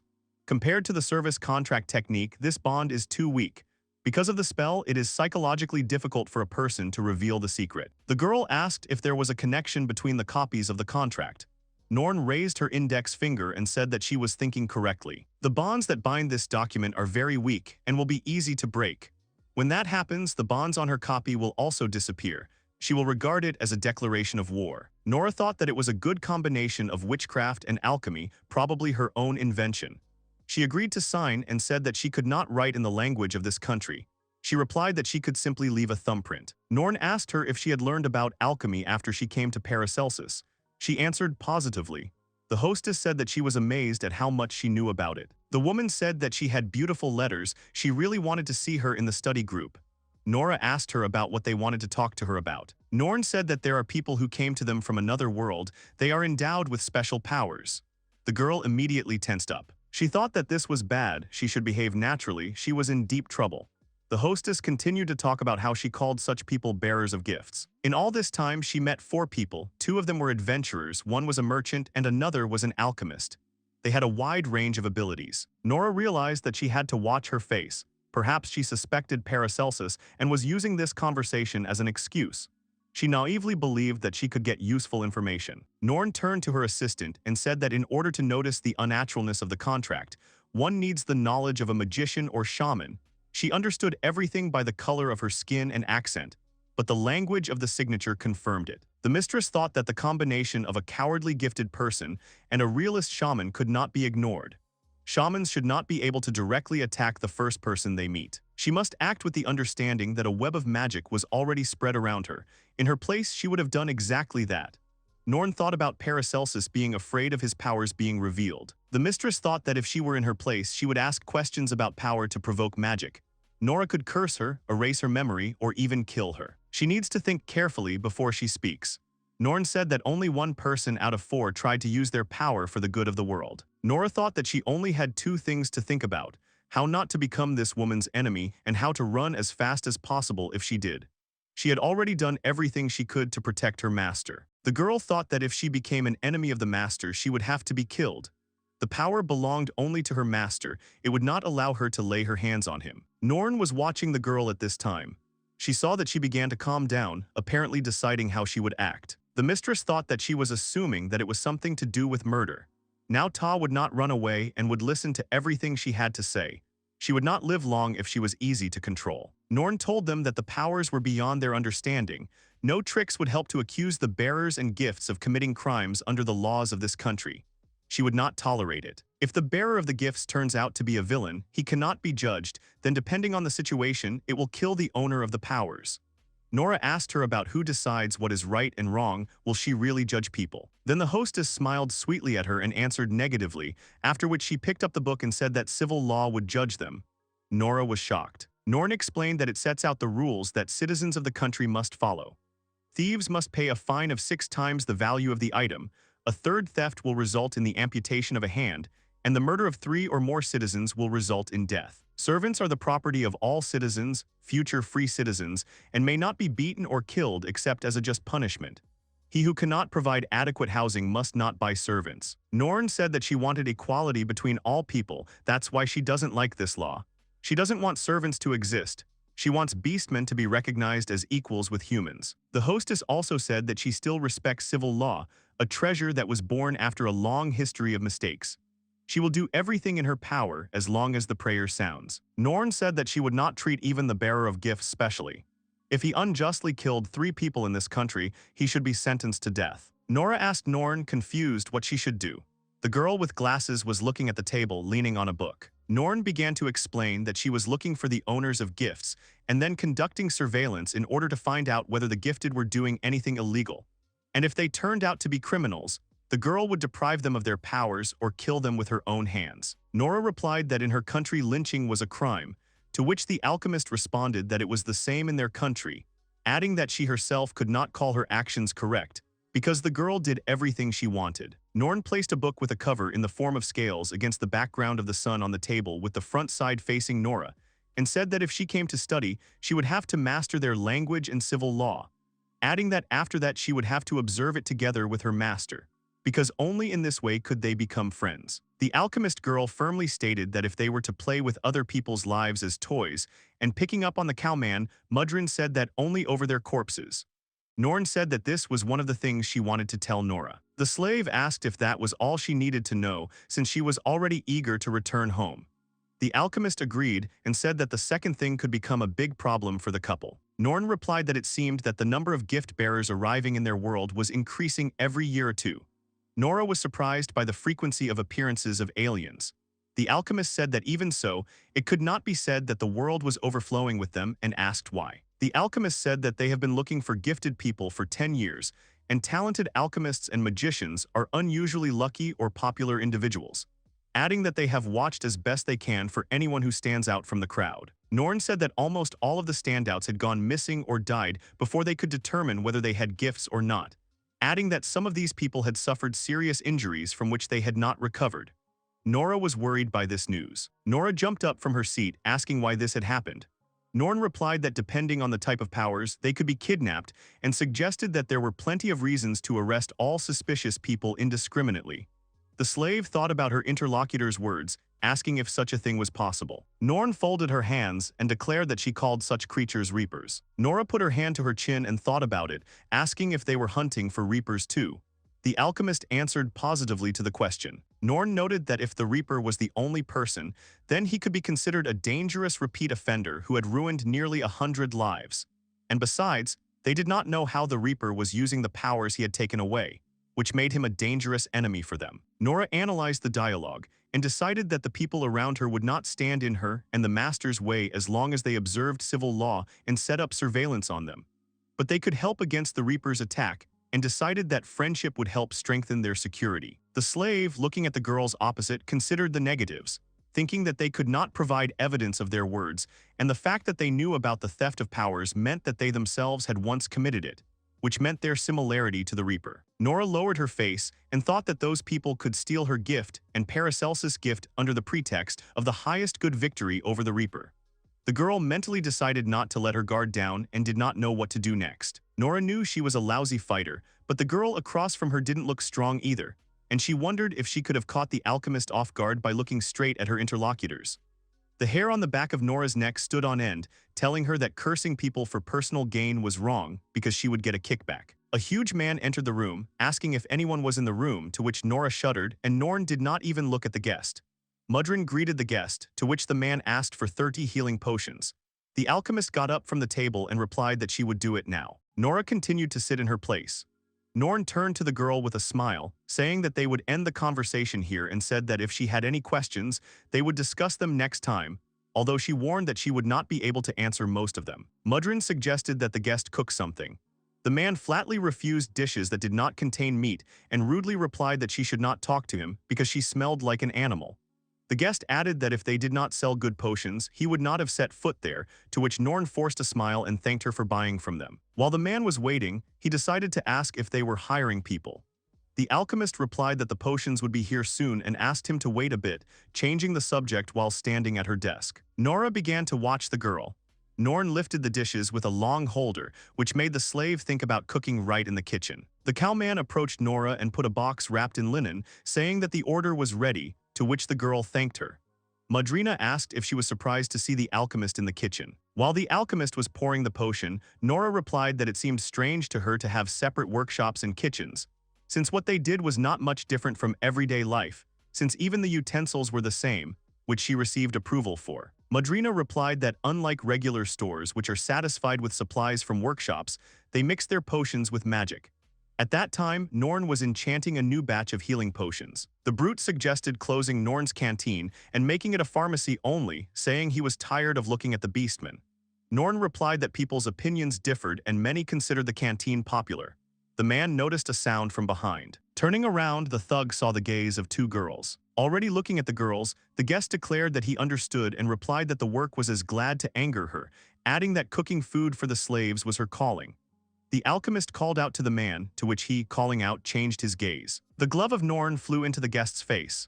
The girl angrily said that she was challenging the brute to a duel. Norn pointed her finger at the man and declared that the battle would continue until the word "I give up," or until it was impossible to continue the fight, adding that the fighting style could be any, but the time and place were now and here.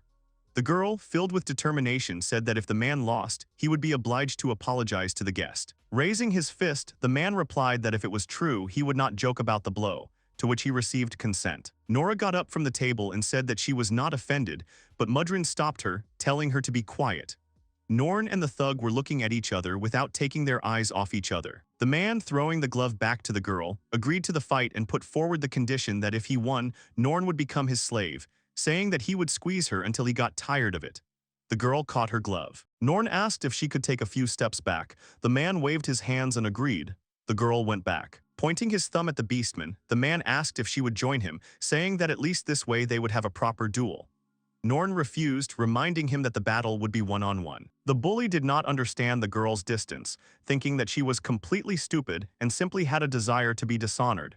Mages used two methods of spellcasting. The internal method involved using the mana released from the mage's body, which made the spell activate very quickly, but the power depended on the amount of mana applied. This method was most often used by nobles and members of the royal family because they had large reserves in their bloodline. The external method involved gathering mana from everything around the mage and manipulating it. This way, the spell's power could be increased infinitely, but it took some time to activate. Gathering mana required an internal method, so no matter which one was used, the mage's natural abilities would affect the result. The man stood up. It takes an experienced mage 4 seconds to activate the basic spell Fireball, releasing a small amount of fire. The man, being a master of martial arts, fought side by side with many mages, and this is from personal experience. The brute looked at his opponent and knew that he should be wary of devices created with alchemy or magic, but he did not know what exactly of the devices that frightened him could fit in her small pocket. The man assumed that even if the beastman entered the battle, he would still be able to knock out Norn with one blow. Smiling, the man hoped that even if the girl could continue the fight after the blow, he would still be the winner and Norn the loser. The bully knew that the moment the spell was cast, the girl would become defenseless, and then he would run up and hit her in the stomach, not wanting to hurt her face.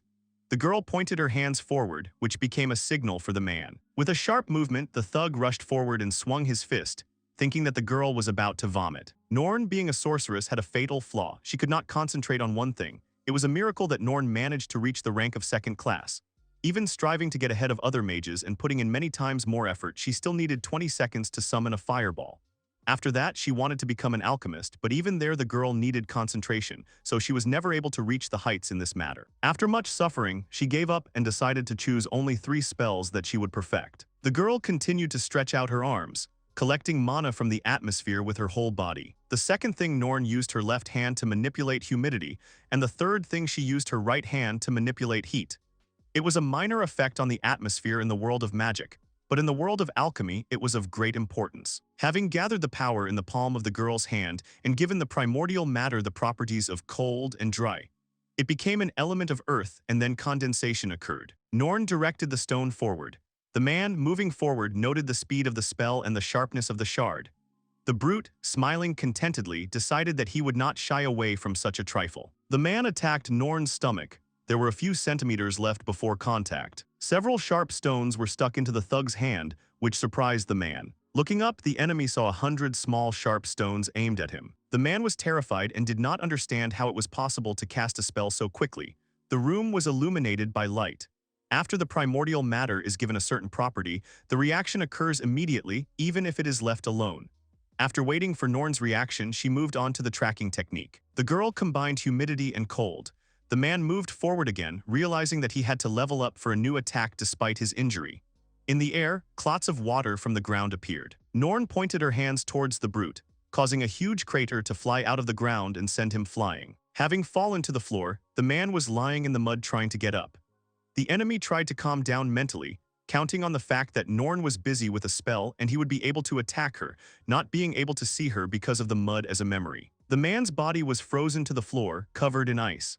The brute shouted at Norn, asking how she could cast spells without stopping who she was. The girl's face lit up with a smile. Without ceasing to cast her spell, she mentally replied that she simply continued to impart new properties. Norn laughed softly, imparting warmth and moisture. The girl declared to herself that her specialty was in her unceasing concentration. The stones began to float and move forward. The wind from the stone flew in a circle. The man did not understand what was happening. The girl mentally answered that this was her alchemical magic, which had the highest level, and she would not allow anyone to overtake her or stop her. The bully asked to wait, reminding him of his wounds.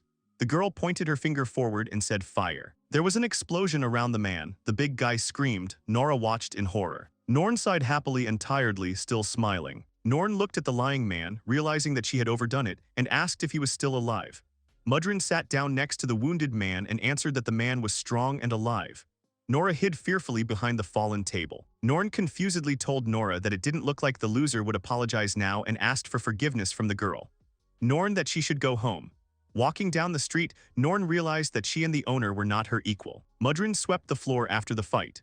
Norn laid out the cards on the table and told fortunes, and said that on the ground the dragon denoted the nature of the object.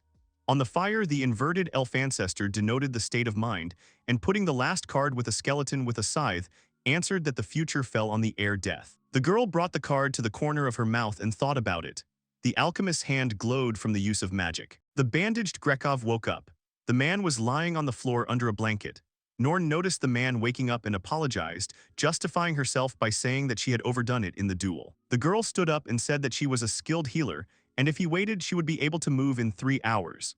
Grekov apologized for her having to bail him out and promised to apologize to the slave later, saying that he would not swear anymore. The girl looked menacingly, denying, assuming that the man would kill her as soon as he could move. Grekov denied it, confused. Norn, putting on her gloves, replied that people in this country are punished with 3 years of imprisonment for attempted murder. The man did not understand what the girl was talking about, stating that you can't judge people for something they haven't done yet, for which they have received consent. With the help of magic, a magical bow with an arrow with a heart tip appeared in the hands of the alchemist. The girl answered that she would judge him. The Greeks were surprised by the bow and arrow that appeared out of nowhere. Norn, aiming at the man, said to the poor sinner, asking him to allow her to save him. Grekov asked the girl to stop, justifying himself by saying that he was really annoyed by the defeat, but not so much as to challenge her again, cursing his helplessness. Mudrin was climbing the stairs towards them at that time. Norn silently looked at the guy and smiled later, laughing, saying that she could look at the face of a frightened man who considered himself the strongest for a long time. Mudrin, confused, answered that she did not understand her tastes.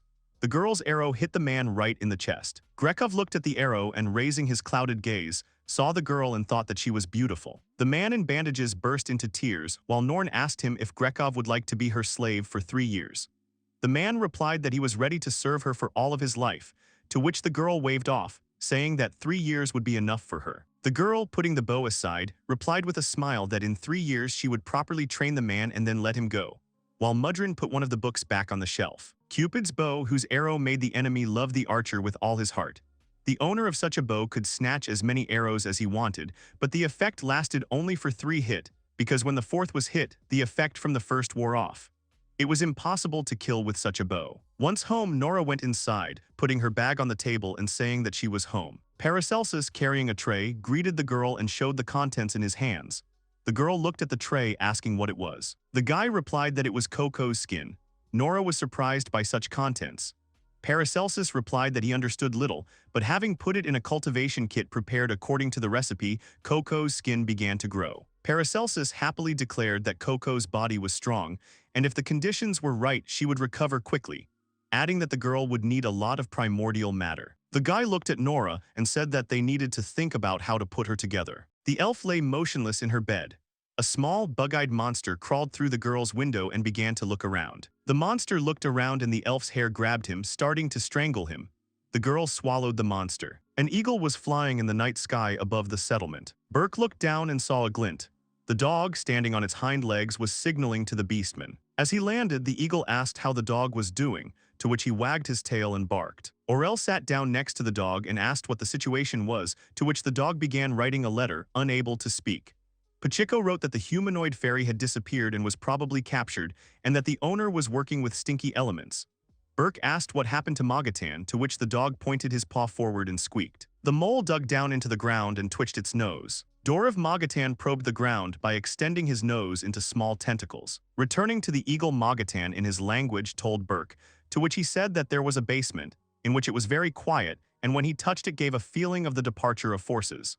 Burke understood and assumed that the alchemist used this room to prevent information leakage. Burke ordered the beastmen to continue to watch the mansion, but warned that they did not have to stay awake all the time, because their sharp noses would still come in handy, and if something happened, the guys were to synchronize the board and report it. The eagle flew away again. Flying along it, Burke mentally asked his comrades not to overdo it. Meanwhile, the dog and the mole dug themselves into the hole and slept soundly under the blanket. Nora lay next to Coco and thought about how they couldn't do anything about Agnosia, and her motives were a mystery to the girl. The boy's voice interrupted the girl's thoughts, asking if she was listening to him. Nora asked what happened. Paracelsus happily replied that he did not fully understand whether it was related to the restoration, but Coco's hair moved, holding the elf's lock. Nora was surprised. Sorting through Coco's hair, the guy thought that the girl gently stroked him and assumed that she used her hair like insects' antennae to compensate for blindness. Picking up a lock of hair, the boy was delighted and replied that there were many insects tangled and dried in the ends of her hair, adding that the girl catches small creatures around the room and eats them. The young man was surprised by Coco's will to live. Nora replied that she could move her hair too. The guy looked confused and said that there was an artificial fairy spy in her hair and understood that they were being followed. Norn thought about Agnosia watching them through Coco's eyes, and maybe it was Norn. The girl felt a strong desire for violence in the alchemist, but at the same time Norn adhered to the codes of law, arranging lynching over someone, and before beating up a client, she challenged him to a duel.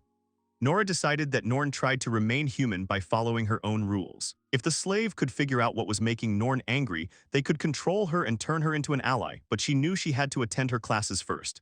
The guy continued to examine her hair and said they needed a comb to get the bugs out and then was surprised by the ant in the strands. Nora remained silent. At night in a strange house, Norn handed over a document to a shaman, saying to use it to make a magical contract. Anan took the document and replied that the girl's knowledge of shamanism allowed her to conclude the contract independently. Norn replied that no one except state-specified shamans or first-class shamans were allowed to cast slave contract spells. The shaman laughed, saying that she was being formalistic. The girl asked if he would do it. Anan replied that he would take on any job and asked for a slave. The shaman cast a spell on Grekov. A seal appeared on the brute's chest, and the man prepared for a magical contract with the Norns. Later, already at home, the girl sat down with her back bare to Grekov and addressed him. Mudrin sat down next to her. The girl, without raising her face, ordered the man his first task as a slave. Turning to the man, Norn resolutely told him to give her 100 lashes as hard as he could. Grekov was shaking and holding the whip, saying that she would not be able to withstand 100 of his blows. Norn lowered her face and answered, hiding behind the fact that Mudrin was an expert in healing and she would not die from the blows. Norn stated that even though it was a duel, a fight without trial and investigation could not be forgiven, and the punishment for it was 10 lashes, adding that for a repeated violation the punishment was increased tenfold. The man sweated and replied that he couldn't do it because he loved her. The girl said that she knew and understood him, but that was why they both had to go through it, because they would both experience pain. Norn ordered to hurry and hit her. Grekov, with a face full of pity, screamed and swung. The sound of a whip cracking echoed through the room. In the corner under the stairs, the rabbit man was cowering, his knees tucked under him, shaking, covering his ears. The sun was shining. Paracelsus happily announced that they had all the necessary materials and a fuse in case of an emergency, and added that they could now begin making the bomb. The guy asked Nora if she and Coco could spend the night at the hotel today. The girl was surprised by such a request. Nora asked why, and the guy answered that he could finish the bomb himself, and if it exploded, then everyone would suffer. The girl objected that it was even more dangerous to stay alone like that, and the guy reminded him that he had a save point with him. The girl asked that if it was, then did it matter where they were? The guy tried to object. The girl abruptly sat down on the floor and decisively declared that she would stay with the guy, and added that if he wanted to leave Coco at the hotel, then he should carry her himself. Paracelsus asked her, confused, not to do this to him.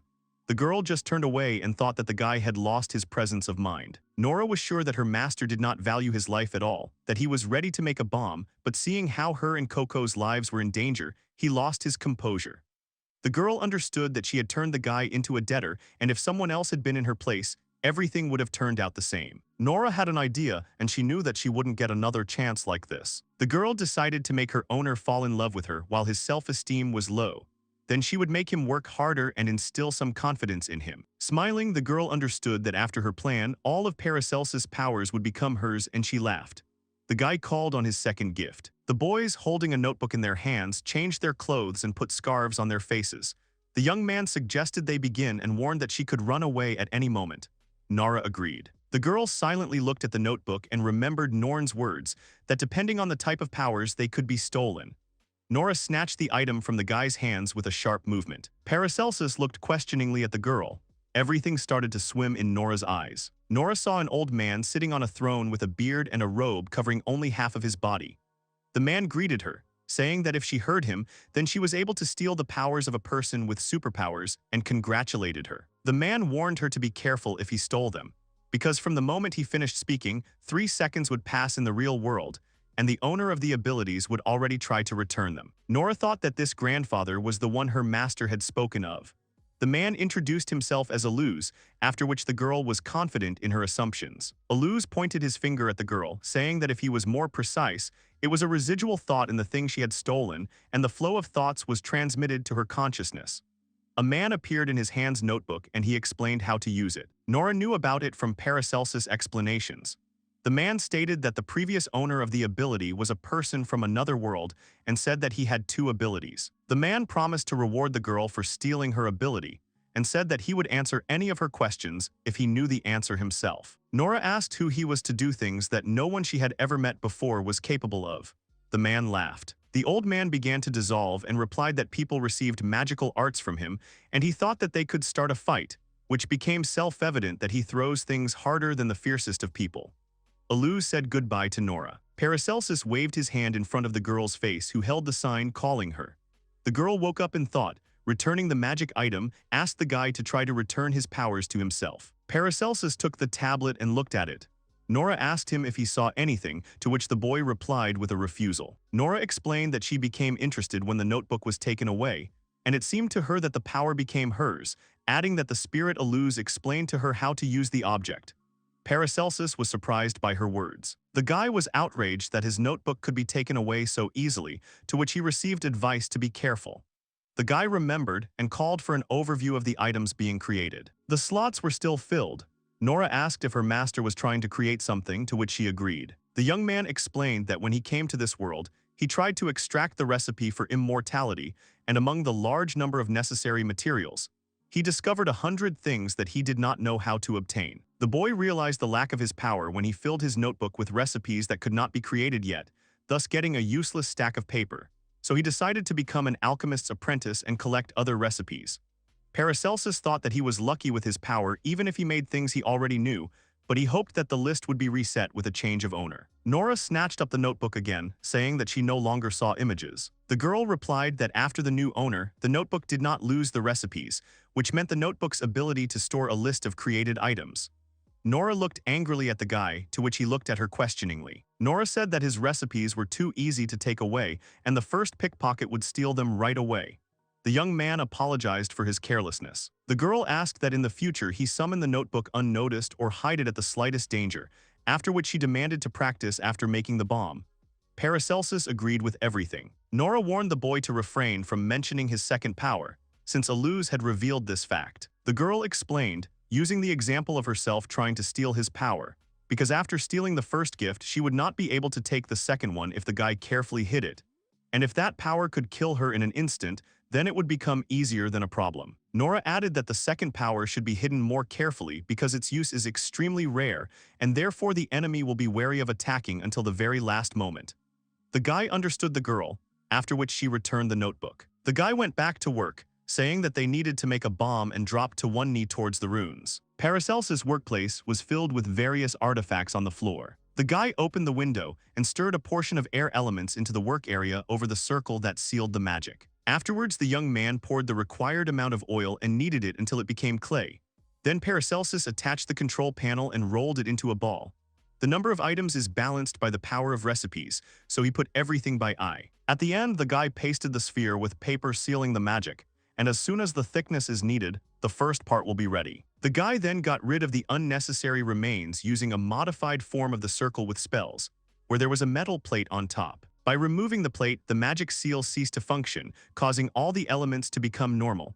The young man turned the board over and received a circle of liberation, destroying all the elements placed on it. This work required caution. Repeating all the steps, but with the elements of fire and water, putting on the casing blocking magic, and the bomb becomes ready.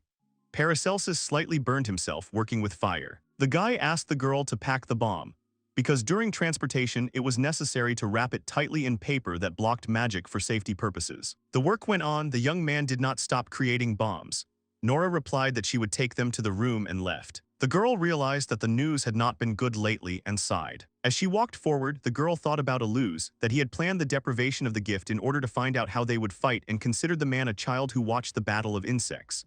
Nora understood that hiding was not an option, but she wanted to ensure an escape route because the chances of survival were small. She thought that making a contract with Norn was not a bad idea. The girl understood that with the help of the contract no one could harm, but she still doubted, referring to the character of Norn. The girl's main problem was Aluz, who was bored, which could cause him to attack them. Aluz trivial questions, because she should have asked a question that could give her an advantage in their childish game. The girl laid out the bombs on the paper with runes. Nora ran into Paracelsus' room screaming, calling him, to which he responded. The joyful girl replied that after meeting the spirit, she thought about his divine appearance and way of thinking, which made the man amazing. The boy looked at Nora with concern as she said that Aluz possessed techniques, and distributed them to people. Paracelsus decided that the girl had gone crazy, but then realized that she was up to something. The guy replied that he also thought Illuze was cool. The girl continued to speak, thinking that the game would not be interesting without being able to observe the process, which had a theory of mixing in the powers of peeping. But the question arose when it was activated, and the girl realized that it was at the moment of use. Nora realized that if she continued to praise the spirit, he might notice and pass something on to her. The girl continued to praise him, to which the guy confusedly agreed with her. The guy got up from his workplace sighing and saying that they had finished and tomorrow a man from a Limbic shop would come and take the bombs. The bombs were made too quickly, and therefore the guys could not get down to business right away and then got nervous, cursing that she had annoyed them. Nora would not have objected that the bombs would be lying at home, then he would have made them right away. Paracelsus decided to check how things were going with Coco, informing the girl about it in advance. Already in the elf's room, the guy sat down, and opening her eyes, became strange that the girl's eyes did not fixate. Paracelsus thought that there couldn't be any problems with the eyes created by agnosia, but he knew that at this rate the eyes would die and become useless. Nora thought that Coco was simply rejecting them. Nora thought that she would not want to accept anything from the person who did this to her, because no one knew what the girl hid in them. The guy thought, hoping that nothing would come out of his eyes. The guy asked Nora to go out with him for a while. Already standing on Paracelsus Street, the monster grabbed the jelly and the guy asked if Illuze had told her anything else, to which the girl refused. The boy decided to tell his theory that if the spirit gave people strength for battles, then his strength also served for this. The young man doubted it, but Illuze was not happy with sending the boy to this world, because the hero did not choose combat abilities and thus it could be considered that there were enough people with abilities in this world. The guy continued to say that perhaps Illuze had something else in store for people, to which Nora smiled. The girl asked how well the young man remembered the contents of the catalog, to which he hesitated, because at that moment he was in a hurry. Nora asked him to tell about his abilities in more detail. The guy began to describe 3 abilities. Reading hearts, which allowed one to read thoughts, a wizard's book with records of first-class spells, and an entrance to the mirror world, which allowed only the owner to enter the world. The guy vaguely answered that he would hardly remember everything now. Because there was so much of it, Nora understood him. The girl stated that even if there were many power holders, they could still be interested in the guy's powers, and they needed to think that they could resist the enemies. The guy happily suggested thinking about it now, to which the girl agreed but preferred to do it in her room. Paracelsus replied, confused, that the 2 of them would be able to come up with something faster. Nora replied that the existence of a person with the power of reading thoughts was tiresome. They should think it over in private and discuss it all tomorrow. The girl replied and wished good night to the owner, to which the young man said goodbye to her. Nora stood next to her bed and closed her eyes. The girl managed to split up. The astral projection was surprised by the girl's technique, saying that ordinary people would lose consciousness, but Nora herself could remain awake. The girl would never break that she would use the technique she trained to eavesdrop in this way. The girl asked if they would be able to read her thoughts if she used the astral plane. The monster dad behind her head replied that he didn't know, but they could kill her if she couldn't move. Nora replied that this is where the monster would come into play and asked if he could inhabit her body. Monster Daddy understood and fulfilled her request. Monster Daddy, looking at the hands in the girl's body, replied that he had forgotten how hard it was to be in a body. Nora, in the form of a projection, warned him to watch his speech and asked him to occupy her body at the slightest danger. Nora added that it was important for them to practice doing it quickly and naturally, and warned that during this time the girl would be thinking of a plan, when the monster father should simply act as he was accustomed to. The monster ordered to rely on him. Nora said that when they met the mind reader, they would be able to confuse him in this way and take him by surprise. The father monster noted that the girl had cleverly thought out a plan, to which the projection replied that this way they would definitely meet the reader. Meanwhile, Paracelsus sat on the floor and went over the recipe for making weapons. The guy understood that a simple weapon would not help him, because in battle he would not be able to use it against an enemy with combat abilities, although it would not hurt him to arm himself. Paracelsus lay down on the floor in confusion and did not understand what to do. In the morning, the girl drew on the ground and asked Paracelsus to act contrary to her words. Nora drew a circle warning that it would be her territory. Nora asked not to go into the circle, hoping that the guy did the opposite. Paracelsus, lost in thought, went into the circle. She asked how the guy felt, to which he replied that he felt disgusted after he entered where he was not invited. The girl replied that this would be the basis for the curse. Nora explained that she had cast a curse circle with an increase in abomination, and thus they would make it difficult for the enemy to enter. Upon entry, the curse would harm the enemy's mind and body, and if a strong feeling was put into the curse, it would become life-threatening. The girl explained that the curse could not act directly, but it was difficult to deal with them.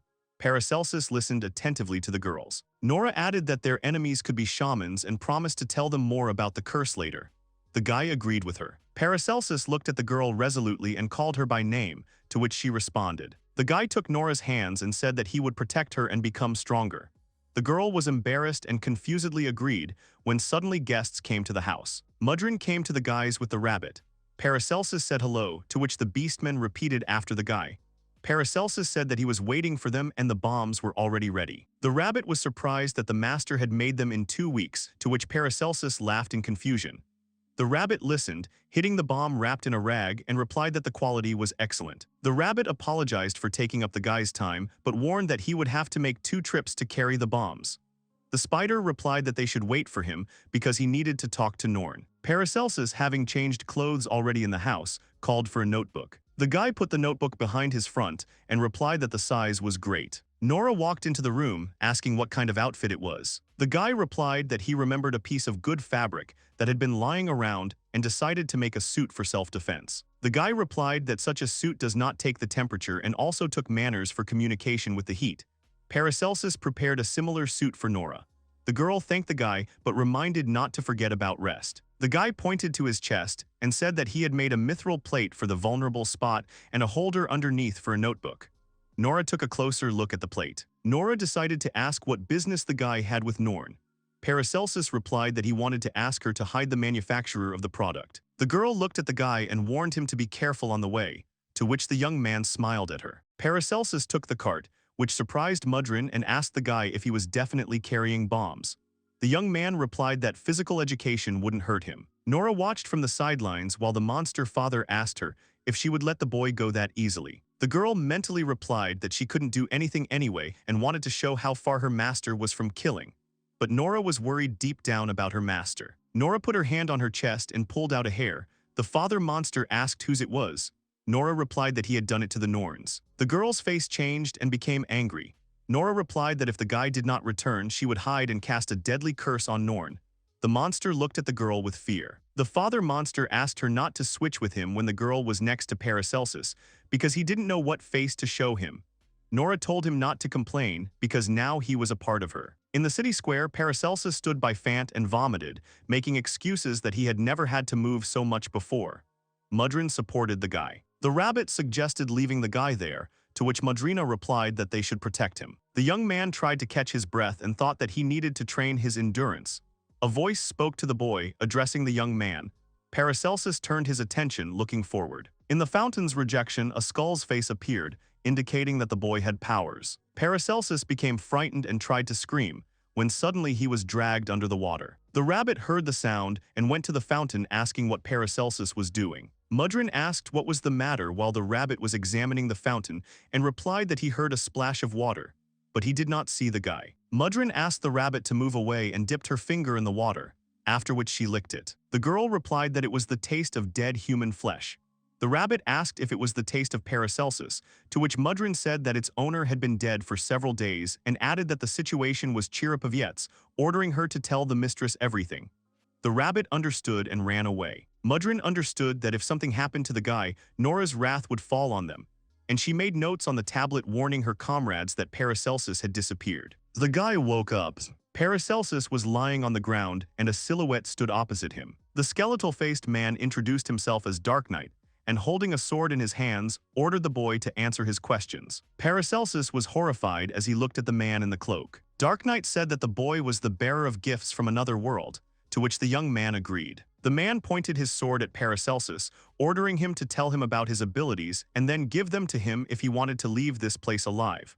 The guy looked back. Lost in thought, the guy analyzed that after he fell into the fountain it became quiet and people disappeared, and he realized that he disappeared into another world. Dark Knight laughed, and Paracelsus realized that the water was a mirror surface of movement that the man standing opposite him possessed. Paracelsus thought that one of Dark Knight's abilities was not combat-oriented and did not know if he could keep up with his other abilities, and analyzed what the power of movement could be. The young man asked where his guarantee was that he would return alive if he gave up his powers, to which the man replied that he was stupid and there was no guarantee. Dark Knight replied that in the boy's situation it was appropriate for him to simply exchange his powers for life, and added that he would decide based on the boy's behavior. The young man reproached Dark Knight for his behavior. The guy was shaking and said that he didn't know him and ordered to return him to the previous world or he would turn the enemy into coals. Dark Knight answered that the guy's power was in the recipes. Paracelsus was horrified by his enemy's knowledge and did not understand how he knew about it. Dark Knight reminded the boy how he had prepared medicine for his dying grandmother and took out a notebook without any ulterior motives. The man started poking the guy with a sword, saying that he couldn't turn him into coal and asked what his second power was. Paracelsus tried to protect his head from the enemy's attacks. The young man grabbed the sword and replied that he could not give up his strength, but offered to make a deal. Paracelsus suggested making everything possible for the guy, as long as it would not be used for evil. The young man said to take him out of this place, because if he was killed now, the enemy would achieve nothing. Dark Knight laughed, asking if he was hoping for a love death, and summoned an army of zombies from the ground. The guy turned around and was surprised by the horde of zombies. The rebellion from the earth tried to grab the young man while he tried to push them away. The zombies knocked him to the ground and tried to chase him. The guy screamed in pain, saying that he was dying, to which the man replied that they were only playing with him so far. Dark Knight replied that if he did not obey him, they would start to really gnaw at the guy. Paracelsus could stand up while the army stopped, and the enemy asked to give the abilities to him. The boy, crying, replied that he would obey him. The man ordered him to get the notebook, and he replied that they were already in his pocket, and taking out a coin, asked him to keep it for himself. Dark Knight asked what it was, to which the guy showed a magnet and replied that it was for communication, which was given out upon admission to the Association of Alchemists. The young man threw her into the plywood, chanting his actions, to which the man asked what would happen next. The coin fell into the water and the boy ducked, saying the word steam.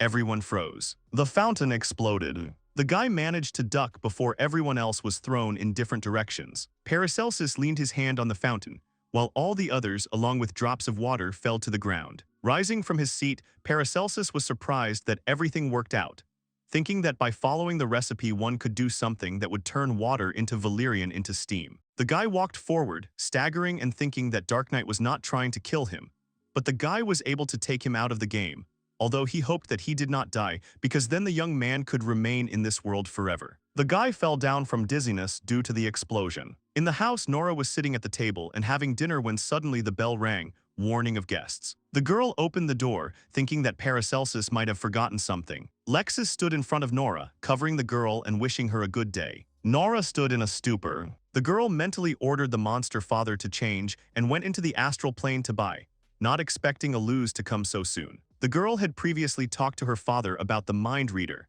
suggesting that he could only have a superficial knowledge of what others were thinking. The monster father asked why she thought so. The girl replied that otherwise the reader could instantly strike the first blow, depriving a lose of the pleasure of the game. Nora assumed that the spirit was susceptible to flattery, which is why he could visit them soon. So the girl began to think out a battle plan in advance, thinking that the old man had a similar complexity of thought structure. Father was outraged by continuous assumptions. Nora told her father to think only the best about a lose. After the girl asked to show interest in the old man asking about his strength, because the girl wanted to know about them and his knowledge. The father asked confusedly if Nora wanted to kill the old man. The girl replied that this was one of the options. The priority was to learn about his words and subsequently embellish them. They say that the father should not think about this. But she replied that if unnecessary thoughts came into his head, they should immediately exchange. The father asked what he should do if he asked to spend the night with him. She replied that he should not accept the offer immediately, speaking about his value, and only after some time could he do as he wished. The monster father did not believe that he would have to share the pastel with the spirit. The girl replied that closeness could create a connection and an opportunity to reveal the enemy's weaknesses. The father could not do such a thing in the body of his own daughter. Nora replied that he might not have done it, but because of his weakness, his daughter might die awkwardness nothing in life. Returning to the present, the father in his daughter's body greeted Aluz with all due honors. The girl asked what Aluz was doing there. Aluz replied that he had a free minute and decided to go to her, asking if she was surprised. The girl's father replied that he was amazed by the guest's visit, to which he laughed. The girl moved away from the door and said that she was helping with tea, inviting them to come in. Nora in the astral flooded her father and told him to treat the old man with hospitality. Father forced a smile. At a Lenbix magic shop, Norn said that Pachiko came across a walking corpse near Paracelsus' house. holding flesh wrapped in linen. The girl put down and unfolded the canvas where the hand of the dead man was, saying that it was a fragment of the dead man. Mudrin asked if there was a way to control the dead. Norn replied that it did exist, but that such a technique was extremely complex and many people unknowingly prevented it, and added that such a technique was a forbidden curse. Looking at Norn's hand, she said that the more people live in the city, the more difficult it is to use, and therefore such magic was considered unusual. And knowing the fact that Paracelsus got there, one could assume that this was the work of the owner of the gift. The girl ordered the Zeromen to stop following and start searching for everyone except for Colic. Beru accepted the order. Norn was worried and thought about Paracelsus. Paracelsus lay near the destroyed fountain. The guy began to wake up and tried to get up, wiping the dirt off his face. The young man saw Dark Knight nearby and did not understand why he did not remember his powers. Suddenly, the guy was grabbed by the leg. Paracelsus fell again from the zombie's grasp. Dark Knight rose with the dead, saying that he had destroyed the corpses he had spent so long collecting. The man looked at the young man hard, saying that he would never forgive him. Dark Knight ordered the hero's leg to be torn off, which surprised Paracelsus and left him in fear. The skull of a zombie located a couple of centimeters from the young man's leg. The dead man's skull began to burn, which shocked the guy greatly. Two girls standing behind the house asked the guy if he was okay and called him over to them. Paracelsus crawled towards them and suddenly began to run away as soon as Dark Knight ordered the zombies to follow him. One of the girls began casting a spell while the other prepared to hold the line. The mage launched a fireball at the zombie. The fire magic ball became larger and flew forward. The ball blew up one zombie that was next to the main enemy. As the three of them ran away, the guy turned around, and the girl with the sword and shield shouted that they didn't have time to look around. The girl defended herself from the zombie with a sword and pushed him away, piercing him. The boys ran, and Paracelsus decided to ask who they were. The guy asked to answer his question and was immediately shut up. Dark Knight's scream was heard from behind. The man shouted after them that they couldn't get out without him, and by doing so he had already defeated them. The heroes ran to the castle. Paracelsus sighed tiredly from running and endured sweat on his face. Man cast a warning spell and lit up the sky with light. The other girls shouted that they were back and began to lower the ladder down to them. The girl let the boy go ahead, ordering him to get up. The boy obeyed her while she held the defense against the approaching horde of zombies. The boy walked up to two girls, one of them aiming at the zombie. The girls were surprised by the boy while he greeted them. The girl with short blonde hair led the boy to the door while the other one shouted for the others to get up. Paracelsus went down the stairs with the girls and looked around. The guys went down into the corridor and walked forward silently. The mage girl introduced herself, saying that her name was Goldie and that she was a smart mage. Paracelsus introduced himself back and shook her hand. Goldie introduced the girl next to her, who was her knight named Sylvia. Sylvia replied that before that she was an ordinary city girl without a job and greeted the guy. The mage introduced the others, saying that the archers were named Violet and Rose, and the other two were Lilia and Dahlia, adding that there were more people, but only the 6 of them were combat-ready. Goldie said that they were kidnapped to fulfill Dark Knight's dream. Paracelsus asked what dream the girl was talking about, to which she replied that the man dreams of a harem. Goldie, pressing herself, said that he tried to wipe off the makeup of the week and made a mistake in choosing her, adding that she was strong and beautiful.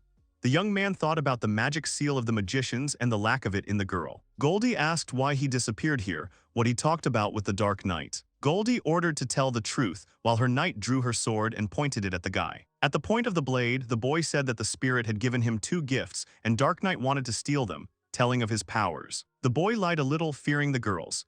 Sylvia replied that if the boy was left alive, the Dark Knight could become stronger and suggested killing him. The young man backed away in fear. Goldie said that it could have been done, but because of the guy's ability, he could have gotten rid of them himself and better disposed towards him. Paracelsus replied that he was not their enemy and added that if they allowed him to unite with them, he would help defeat the Dark Knight.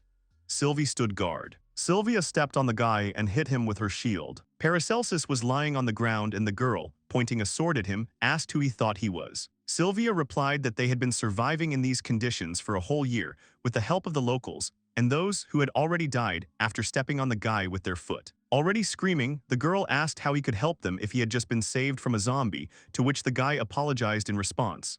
Sylvia put down her sword and left. Goldie apologized to Paracelsus. The girl asked how it was possible to break through the Dark Knight. The young man answered that if his 2 powers were combined, he would find a way and wiped his face from the blood. The girl asked to tell more about the second force, to which the guy refused, saying that it was his main trump card. Goldie asked again. Paracelsus replied that if this was necessary in order to join them, then he would rather go fight the zombies alone. The girl resigned herself and, leaving, offered to fight together, saying that although he was still under surveillance, she would bring him food without having to go to the second floor. Paracelsus silently watched the girl leave. As night fell, the guy sat on a bench and thought about the lies he had told for the good, and he understood that if he was buried somewhere, he would become an enemy for the girls. The guy thought that he was screwed and that he shouldn't lie so much in front of people, covering his face from frustration. Nora's projection appeared next to the young man and answered that he did everything right. The guy answered that Nora would have answered that way, remembering the girl. The guy, seeing the girl in front of him, jumped up in surprise and squealed. The girl ordered him to be quiet, explaining that she was only in his mind. The girl replied that she could appear like this thanks to the real Nora, to which the guy responded with gratitude and asked how she was, to which she replied that she only knew what her master knew. Paracelsus thought, raising his head up and hoping that everything was okay with Nora. Meanwhile, the girl sat trembling at home, naked and growling in blood. A few hours before the battle, a rabbit ran through the alleys to Paracelsus' house. The rabbit did not understand why he ran, looking for the boy's house for so long because he should have already reached it. Aluz meanwhile told the girl about his abilities, saying that he possessed an insoluble barter and an all-destroying ray, asking what could be stronger. The man explained that when a fight forces collide, it becomes very interesting, adding how he tried with all his might to crush the opponent and whether it was simply exciting. The girl tried to hold back the trembling in her body and did not stop smiling. Nora's projection noticed how the old man had been telling his sick stories for an hour, and her father was listening to him so diligently, thinking that she definitely couldn't do that. The girl noted that the idea of giving people from another world powers and dragging aliens into their world was a good one. The man noticed the compliment, and Nora agreed, wanting to please Aluz. The girl replied that it was not they who invented magic, but Aluz who allowed them to use it, adding something that he was the progenitor. Aluz liked the praise and replied that the girl was ahead of his thoughts. The man began to talk about the limitations of people such as fear, talent, ethics, and imagination, and added that he originally gave people unlimited magic for freedom and the creation and destruction of worlds. Aluz thought sadly that people were stupid, and he wished there were more competitions. The girl asked if Aluz knew about the magic of curses, saying that she herself was a shaman and read that magic and curses were different. The man answered that he knew about these role-playing games and added that people create stupid rules for themselves. The man called curses nonsense, which made Nora's father completely angry and challenged the spirit to a duel. The man looked at the girl with interest while the projections silently watched what was happening. The girl explained that his strength of spirit was truly great, and that she, as a person, could in no way compare to him. Father in Nora's body explained that he wanted to prove that curses were not to be underestimated, and could be compared to the strength of a man. The girl suggested that they strike her once, asking permission. Aluz asked what the girl wanted for winning. She replied that praise would be enough, to which the man laughed. Nora's projection was surprised at how skillfully her father took control of his anger, and so politely changed the situation to suit himself. Norn understood that in the current situation they would be able to survive, and if they won they would be able to kill the spirit, and was amazed at the treachery of the adults. The man agreed to her proposal, and in return replied that if she failed, she would be obliged to listen to his chatter forever, and erected a shield. Aluz warned that such a barrier would not let anything through until he himself allowed it. The man raised his fingers and they lit up, to which he explained that it was a beam, and if she did not give in, he would point it at her and incinerate her. The girl accepted this fact. The heroine asked who would listen to him if he incinerated her. The man realized that he was wrong. The spirit changed its approach and replied that it would use a needle from the catalog number 43, which would print her magic for 24 hours, adding that even curses would be useless without magic. The girl backed away in fear and asked what kind of power it was. Aluz replied that it was useless to run and threw the needle. The needle pierced the girl's chest. The girl fell from the chair and sped up in pain. Aluz laughed, answering that it would be enough for victory, and looked at the girl. The man excitedly asked how the girl was and asked if she was in much pain. The girl sat up and giggled. Father responded in Nora's body that he drank tea with him that he had prepared, chatted for hours and agreed to a duel, thereby allowing a connection to be established. The needle pierced Aluz's chest, which surprised the man due to the sealing magic. The men did not understand how the girl was able to use his power and assumed that she did it before he attacked her. The girl replied that this power was only Aluz and he attacked himself. The spirit did not understand anything. The girl replied that she initially thought that because Aluz was a creature separated from the physical shell, the curse would not work, but still had a lot of emotions for the spirit. although the girl was still scared. The girl explained that he was at least a little afraid of the curse and used the sealing power to immediately neutralize the girl, which made him a predictable opponent and allowed him to strike with the curse. The man replied that she had tried hard. The girl added that now he would not be able to remove his magic. The heroine pointed her finger at Aluz and added that until he could release the magic, it would not be possible to remove the needle, laughing that it was his much-praised limitless magic. The father added that both the beam and the barrier were strong skills like the skill-granting skill. The man began to get nervous. Father said that only these 3 skills were enough to carry out so many things and thought that he could handle the enemy, telling Nora not to panic. The girl was talking about Aluz's words about how humans were pathetic creatures who did not use their strength to the fullest and were only capable of decomposing. The man opened his mouth in fear. The girl changed her appearance to gloomy and cursed, asking what a man can do now. The girl got into an attack pose and thought she would jump up. The man was glad that the skills that had been activated beforehand could be used, but she did not understand what had changed with her and how she had changed her appearance. Aluz took a knife out of his robe and tried to cut the girl while she was jumping up. Nora's clothes disappeared and she got caught on the ceiling. The man was surprised by her jump and said that she shouldn't jump so high. The girl slowly turned her head 120 degrees towards the man, wanting the enemy to become scared and lose concentration. The girl had another eye, and although the man's own attack returned to him, he immediately struck back, because from her curse any attack is reflected back at him, but he still tries to kill the girl with a knife. Nora did not understand if he was a fool, and most likely, he has the ability not to die, even being cut in two, and while there was such an opportunity, it was not worth attacking him. While dodging the attack, the girl thought that the man did not have the ability to use new magic from the needle, but she believed that he had the one he used before and she needed to find it. Nora understood that her limit was the duration of the needle, and if the spirit activated the barrier, she would die. Meanwhile, Nora snatched the earphone from his ear. After taking the item, the girl saw a projection of the man she had seen earlier when taking the notebook from the owner, and said that this was how she would die. Nora asked the projection to return her faster. The man agreed and reduced everything to 1 second. The girl hid behind the fireplace, realizing that it was dangerous. If he had not hallucinated, it would have been the end for her. The herbs that the girl mixed into the tea and the incense that was lit during the tea party showed the man another one of hers, which helped her to hide. Nora didn't expect all this to be effective, but being weakened by the needle, Aluz gave her a chance and she still had to win. The girl understood that the effects of incense and tea would soon stop. The double helped the girl attack, but Nora thought and didn't know when the old man would be able to get rid of the needle, so she should go on a direct attack. Nora accepted the fact that the spirit existed before the creation of people, but considered it a parasite and that it would definitely bring misfortune to its owner, and resolutely thought about finishing the matter to the end with the murder of the man. Nora hit the man in the face and mentally apologized to her father for dragging him and begging him to help a little more. The father answered his daughter that he was happy to help her and even being dead, bare his fangs and let the inner beast tear the enemy apart. The double hit the man again, but this time with her foot. The double furiously pounced and scratched the spirit's face, but the man managed to swing his blade. The happy old man said he had hit the target. The double lost his right arm and his chest was cut. The accomplice shouted to Nora that the pair would attack, which made the man surprised. Norm grabbed Aluz's hand. With a quick movement, the girl directed the blade into the man's chest, striking it, causing him to sigh. Earlier, the girl asked her father if he could enter her slave room, to which the father did not understand who she took him for.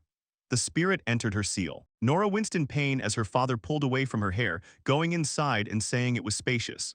A part of Nora warned her not to touch the slave curse. Part of the whole said that all the walls of this room were made of leather, and pulled out a small part of the cuts. I hope that this much is enough. The father asked if she was okay, to which she agreed. Nora asked if he could master it, to which the father replied that he could and climbed inside the skin. A blurry substance of the burrow appeared, and a part of the burrow replied that by the time the battle began, she would put the thing somewhere nearby so that at the right moment, her father could move into it.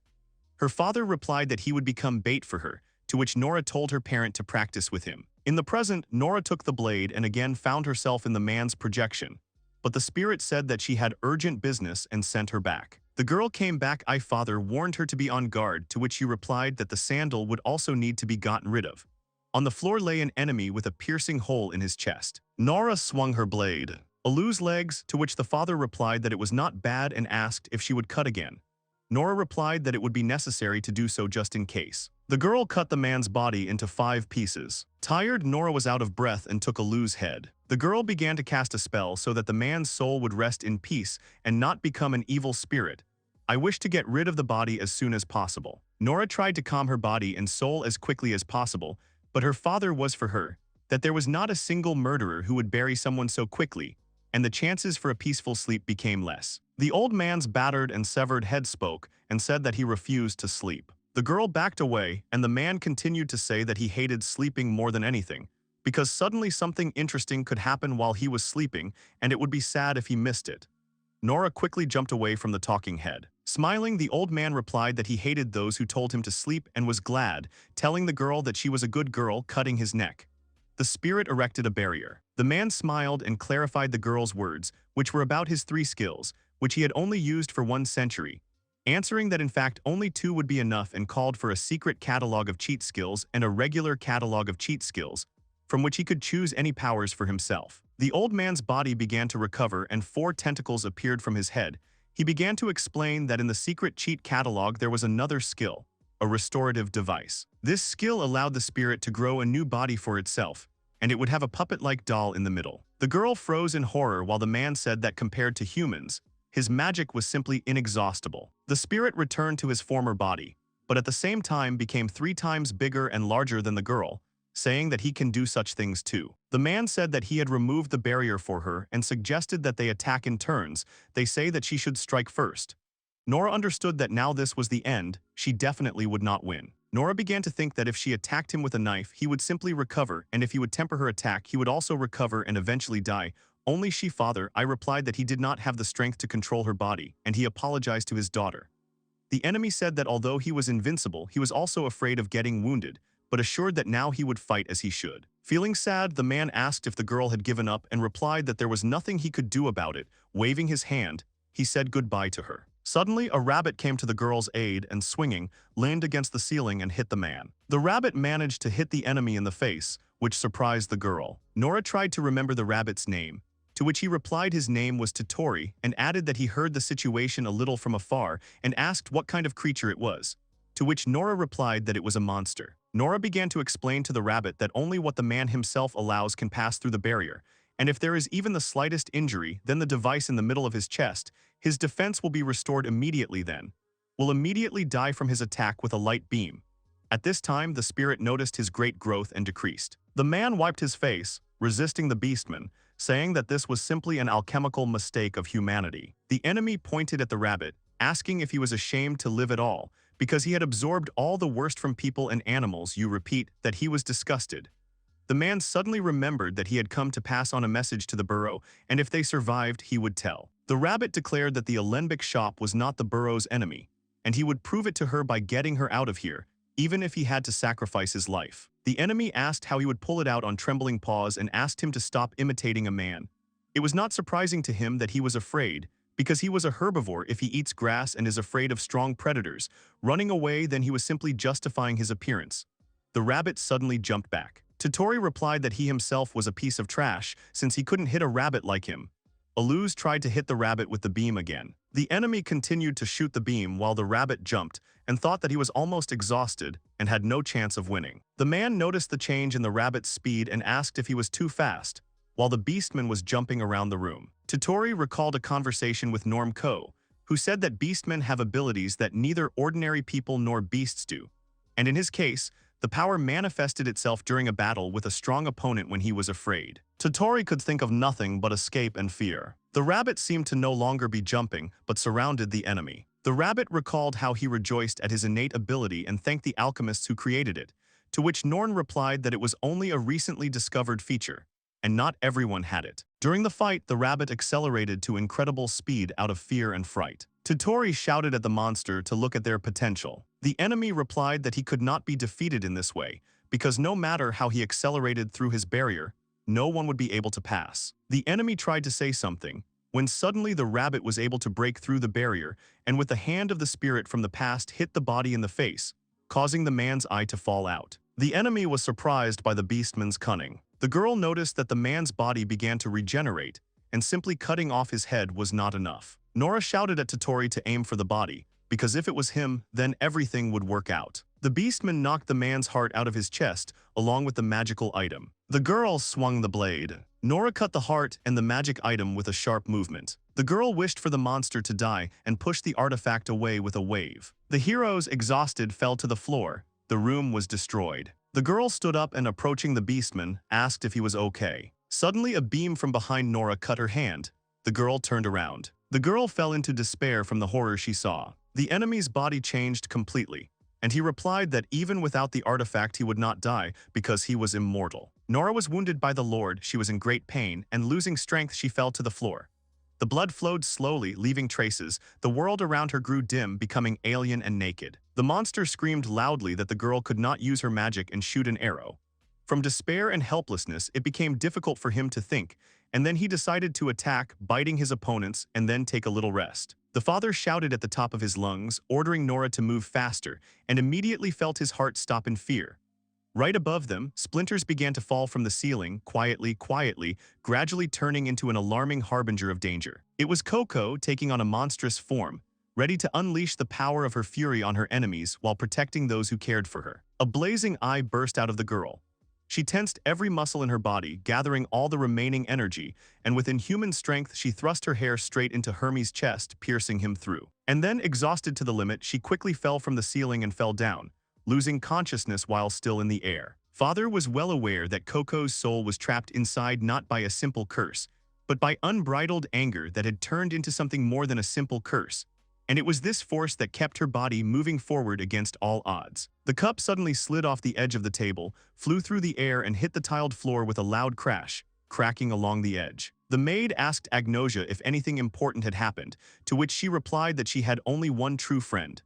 After listening to her, the maid thought of her mistress and said that her friend was a poor girl. The lady began to say that the girl was too kind. Even if she was constantly used for selfish purposes, she always laughed happily. But one should also be angry at bad people, the girl suggested. So every day she prayed sincerely for the girl, asking the gods to teach her to fight back against her offenders. Finally, after many years of waiting, her prayers were heard. The maid came closer and warmly congratulated her mistress on this significant event. Agnosia sat there, barely holding back tears of joy, because for the first time in a long time her friend noticed a flaw in her own character, and for the first time felt real anger because of the actions of another person. Tutori, bewilderedly watching the strange events, mentally decided that there was some unknown monster in front of him, completely not understanding the nature and essence of what was happening. Nora explained to the guest that the mysterious creature was their ward Coco, whom they had taken in and saved. However, no one present could really explain why such horrific metamorphoses were happening to the girl, despite the obvious fact that Coco was unlikely to become an enemy for them. Tutori carefully bandaged the girl's injured, severed hand, assuring her that full treatment would be possible a little later. Then, sighing, he added that he wanted to free her from her suffering, but there was an important nuance that made the situation more difficult. The rabbit gently took her hands and in a soft voice asked her to stop worrying, explaining that Paracelsus was the victim of a treacherous kidnapping. He strongly recommended that the girl first gather her strength, recover physically and mentally, and only then promised to tell her in detail about all the details of the mysterious incident. Nora screamed Coco's name at the top of her lungs, hoping that she would be able to hear her voice even in this state, since the girl herself sat motionless, almost unable to move. The slave screamed hysterically, saying that their master had been kidnapped and begged him to come to her aid immediately. Tutori tried to stop her, insistently urging her to be patient for a while and wait for the right moment to take further action. The elf who had caused fear in the rabbit, who had been taken by surprise with her sudden movements, came to her senses and moved briskly, responding to the inviting call. Nora resolutely jumped onto the legs of the transformed Coco, turning to the frightened guest with a request to quickly lead them to the place where the owner was kidnapped.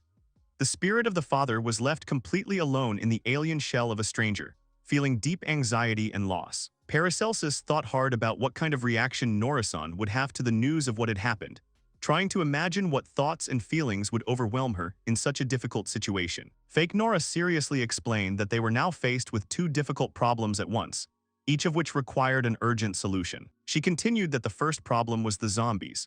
If this was the power of corpse control, then no matter how many were defeated, Dark Knight only had to create new ones and his ability would never run out. Therefore, it was better to save his strength and hide.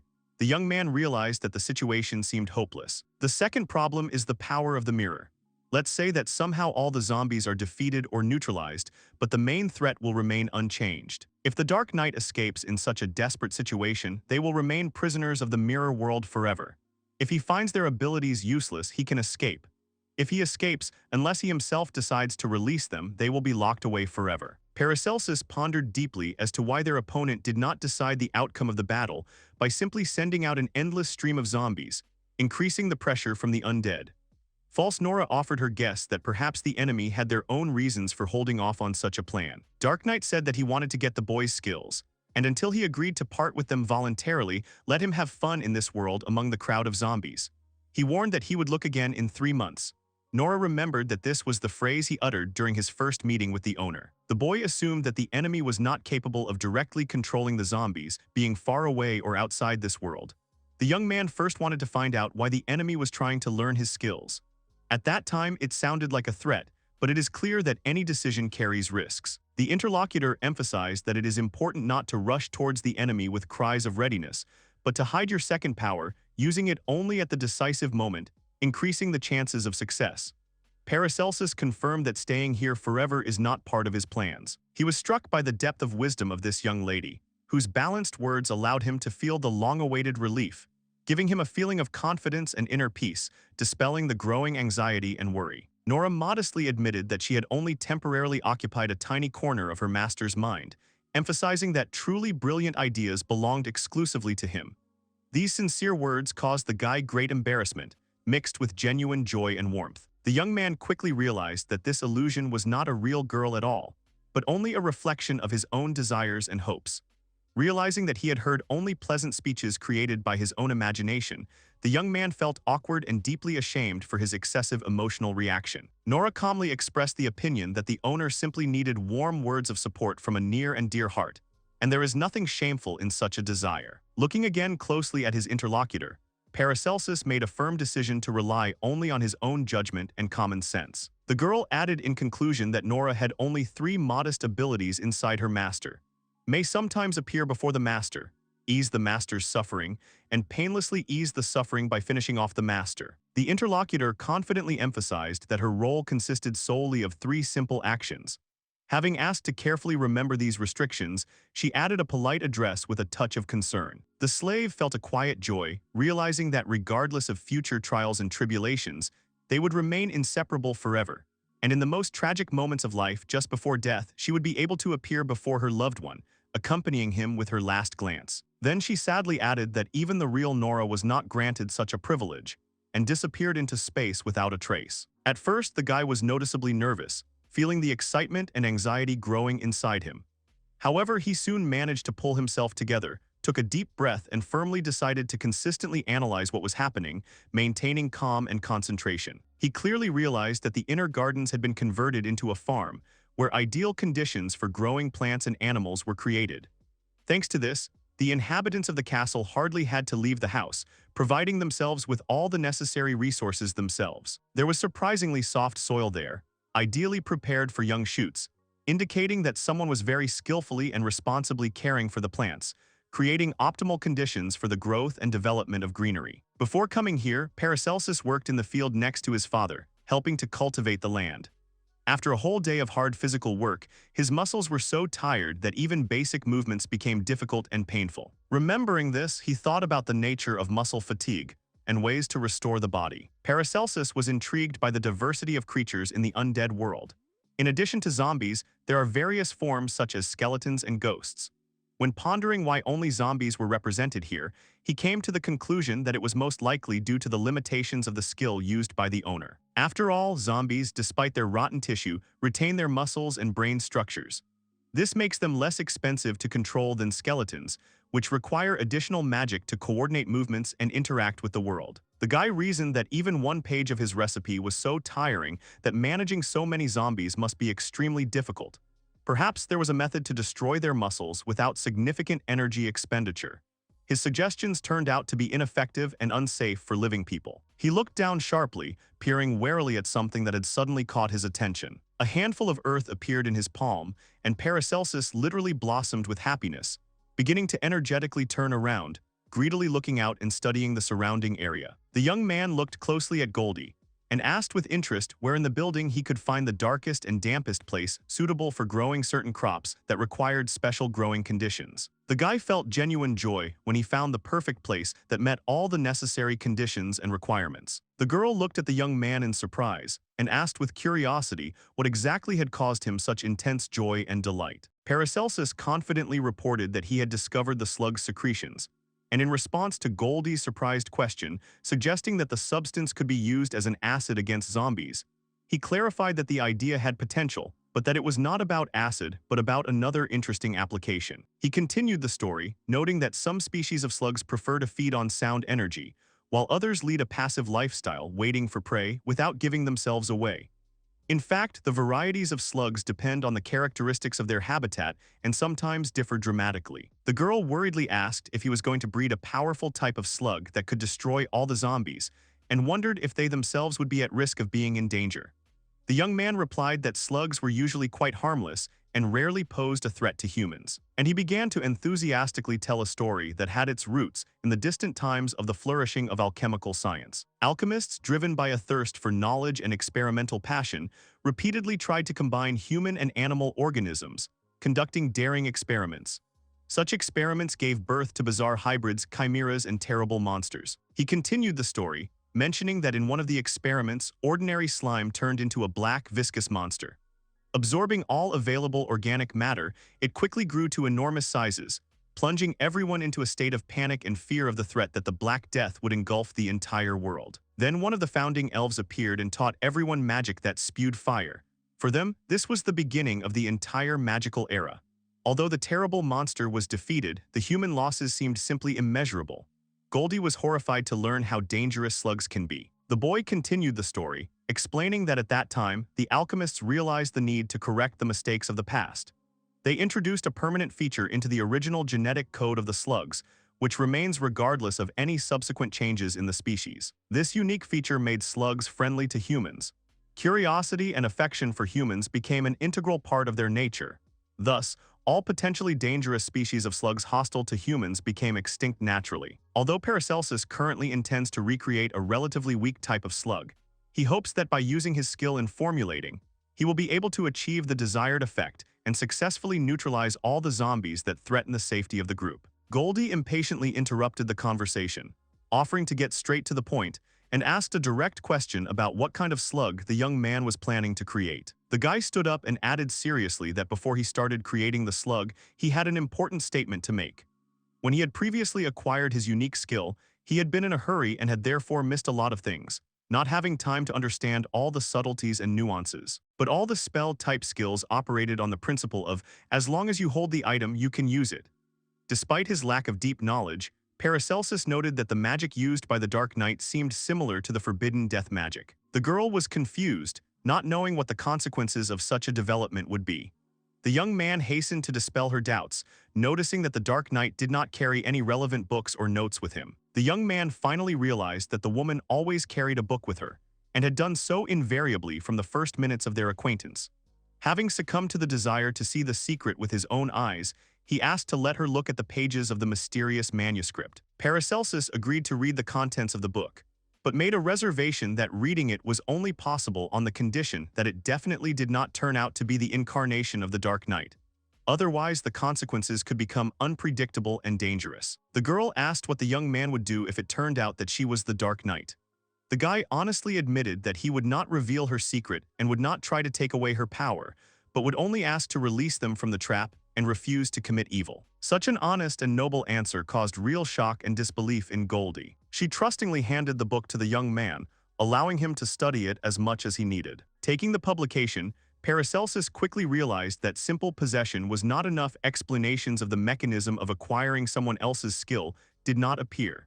He suggested that there were additional conditions that allowed one to master someone else's talents. The guy realized that this was a grimoire of assistance in fire magic.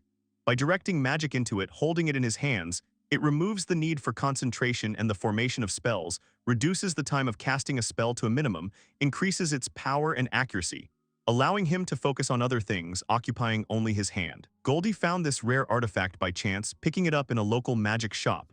However, if she wanted, she could easily acquire any similar item, having influential patrons and unlimited access to resources. Paracelsus wondered why she had not known about the ancient catastrophe involving the slugs. After all, when delving into the study of alchemy, this event becomes one of the fundamental lessons. Likewise, the study of magic necessarily includes a mention of this incident. The girl was sincerely delighted that in front of her was not a simple-minded fool, but an observant and intelligent interlocutor, capable of asking deep and important questions. She added that she had no teachers, so she was self-taught. Her lineage was poor, and the only thing she knew was a fireball and a few minor spells. It was embarrassing to admit, but she didn't even have the qualifications of a mage apprentice. If it weren't for the grimoire, even a fireball would take a long time. At such a short distance, Goldie was completely helpless. She added that he could check to see if she had hidden a book of death magic somewhere nearby. Paracelsus, flushed with shame, apologized profusely for his mistake and, overcome with guilt, fell to his knees before the woman, demonstrating the deepest respect and regret. He believed that he had acted in an unacceptably rude and tactless manner. The girl, on the contrary, was pleasantly surprised by his attentiveness and observation, stating that she appreciated his wit and asked him to boldly share any observations if there was a reason for discussion. She was pleased that the young man had been careful to question even her identity. But the most shocking moment was his subsequent reaction. How could he have expected that the cruel villain would stop his evil deeds after only one polite request to leave the evil behind? Goldie finished her thought by clarifying that if she had been a real enemy, his fate would have been much sadder, given the frankness of his questions. Mistrust is useful, but acting alone, neglecting the support of allies, means dooming yourself to defeat in advance. Paracelsus passionately explained that he simply dreamed of resolving the conflict peacefully, avoiding bloodshed and suffering, and preserving the precious lives of friends and loved ones. The woman turned seriously to the young man, insistently asking him to listen to her words, that they were here, consciously risking their own lives for the sake of a common goal. Therefore, if he wants to escape from this nightmare and stay alive, he needs to immediately get rid of his naivety and accept the harsh reality, discarding such childish dreams. Meanwhile, the Dark Knight, surrounded by a huge army of the living dead, stood nearby, grimly awaiting the appearance of the enemy, preparing to repel the attack and gain the upper hand in the upcoming battle. Suddenly, an excited girl appeared, exclaiming in a trembling voice that their main enemy had arrived and was menacingly positioned right in front of the main gate of the fortress, ready to engage in battle. Goldie firmly stated that she was heading out to meet the threat, instructing Dahlia to explain the current situation and tell the young man about current events and the team's plans. The young man timidly asked what he should do in this situation. The girl delicately invited him to come closer. Dahlia explained that with such a movement she directs the accumulated magical energy into her palms, from where the spell is activated. Watching the process, Paracelsus was amazed to notice that the symbolic image was glowing, emphasizing the intensity of the energy. Looking into the mirror of light reflecting the magic spell, the young man suddenly saw the distorted face of the Dark Knight, watching every action of the group. The reflected vision left him completely amazed, and he could not help but ask in admiration how exactly this mechanism worked. The girl began to explain that by making certain hand gestures, she initiates an automatic connection with the corresponding magic circle. The connection is determined by the position of the fingers. The index finger is the main gate, the ring finger is the back gate, and the magic circle in the tower is the middle one. The choice of combination determines the specific magic circle of image transmission, through which it is impossible to shoot since it only lets through sound and light. The young man thought that it would be impossible to see anything from the top of the tower. Dahlia explained that by pressing on her little finger, the flow of light and sound increases and demonstrated the increase. Dark Knight was indignant that they started talking loudly. The Dark Knight realized that it was the same guy in front of him and suggested that he go down. The young man replied that he still wanted to live. The enemy suggested that the guy probably didn't mind if these girls died. Paracelsus stated that the girls would remain safe because he had an effective means to eliminate the zombie army. Moreover, if the Dark Knight were to attack, he would face death for himself. That is why Paracelsus recommended retreating and staying away from the fortress. He added that he would not harm the enemy, but only asked that he and the others be returned home and that he not do bad things. Dark Knight responded that he was asking too much and called him weak. The young man insisted that force was not needed for negotiations, but was told that it was. The Dark Knight scornfully said that the weak were only capable of dying helplessly and told the young man to be quiet. He then made a proposal that if the ladies gave him the boy, he would return them to the real world. The monster gave the girls an hour to think, warning them that he had been especially generous to them until now. Now, if they dare to resist his will, any value will disappear. There will be no place for the beauties in his collection, and he will not hesitate to send them to be torn apart by zombies. Goldie turned to Sylvia, asking if she had heard the enemy's threats. Then she asked to pass on to the others to discuss further actions. She herself would be watching the Dark Knight, trying to buy the team time. The girl understood the request and ordered everyone to gather together. Paracelsus felt that the situation had become critically worse and immediately asked Dahlia to suspend the active spell. The girl immediately agreed, understanding the seriousness of the situation and the need for immediate action. He was fired up by the idea of creating a special slug capable of effectively dealing with hordes of the living dead. After discussing the idea with his assistant, he asked her to prepare the necessary materials and assist in the implementation of the bold plan. To prepare this unique composition, you will need the following ingredients: a capacious wooden barrel, fresh unripe slug, ordinary gravel, dry fallen leaves, remains of edible vegetables, and fertile humus. Next, you need to make a hole in the bottom of the barrel and lay layers of gravel, humus, leaves, and vegetable scraps. It is important to control the amount of live food consumed to avoid the slug transforming into an undesirable form. A large number of insects will ruin everything. He then explained clearly that the next step in the process would be to release the immature slug into a specially prepared container. In addition, Paracelsus took into account that slugs are contraindicated in high temperatures and low humidity, so he provided for the mandatory addition of clean, cool water to the container. After finishing laying out the ingredients, it is necessary to close the lid tightly, but periodically ventilate the barrel and thoroughly mix the contents, since the fermentation process causes an increase in temperature, which negatively affects the quality of the future product. The slug has a unique ability to adapt to external conditions. Gradually eating all available components, it evolves, acquiring special properties and characteristics characteristic of a new state, a microbial slug. Dahlia was genuinely surprised at how quickly the slug could process the components. Paracelsus explained that this was an effect of his recipe, that once the key stages were completed, the entire system automatically adapted and accelerated the processes, bringing them to perfection. He added that such a slug had a low ability to decompose, but thanks to the recipe, this disadvantage is eliminated. Then the young man intended to use it as a bargaining chip in negotiations, asking again to release them from this world. The girl liked this strategy. He also realized the uncertainty of possible attack directions, so he decided to make 3 more slugs to strengthen the defense. The obedient assistant approved the initiative and promised to support the teacher's efforts. Dahlia was genuinely happy with the success, beaming with happiness that with their joint efforts they had managed to achieve their goals of creating 3 more slimes. The young man suggested placing slugs in areas where zombies were expected to attack. He argued that even if the power of his talent was not enough to completely deal with the threat, the slugs would be able to significantly slow down the enemy's advance. The curious girl asked what was going on in the other barrel. The guy kindly explained that a small additional project was being prepared there, which he implemented in a free minute between his main tasks. He added that he wanted to ask her exactly about this. Dahlia was genuinely amazed by the possibilities of alchemy, enchantedly repeating how fascinating and magical the descriptions of the processes sounded. Carefully touching on the topic of personal interest, she timidly asked if it was realistic for her to take up this exciting business herself, becoming a master of the alchemical sciences. Paracelsus asked if the spell she used was created by the girl herself. She confirmed, adding that she was self-taught, and if she had enough free time, she could master healing magic as well. The young man thoughtfully noted that in that case, learning alchemy could be problematic. After all, unlike the magic used by wizards, alchemists work with elements, in other words, primordial matter. The boundaries between these disciplines are clearly defined. The guy continued to explain that for alchemists, primordial matter serves as a kind of raw material, an ingredient for creating various objects and substances. As for magic, for wizards it is an analog of force and energy that sets various phenomena and processes in motion. If one tries to apply alchemy within the concept of magic, releasing the primordial matter, and trying to transform it into fire with a spell, one will feel a natural resistance to the process. Or, for example, try to use alchemy in the spirit of magic. Put the power in a flask, divide it or mix it with something else, trying to create something fundamentally new. No matter how hard you try, the end result will be negative. Such seemingly impossible and physically incompatible actions force people to subconsciously apply the magic of persuasion, which states that what is intended is not feasible.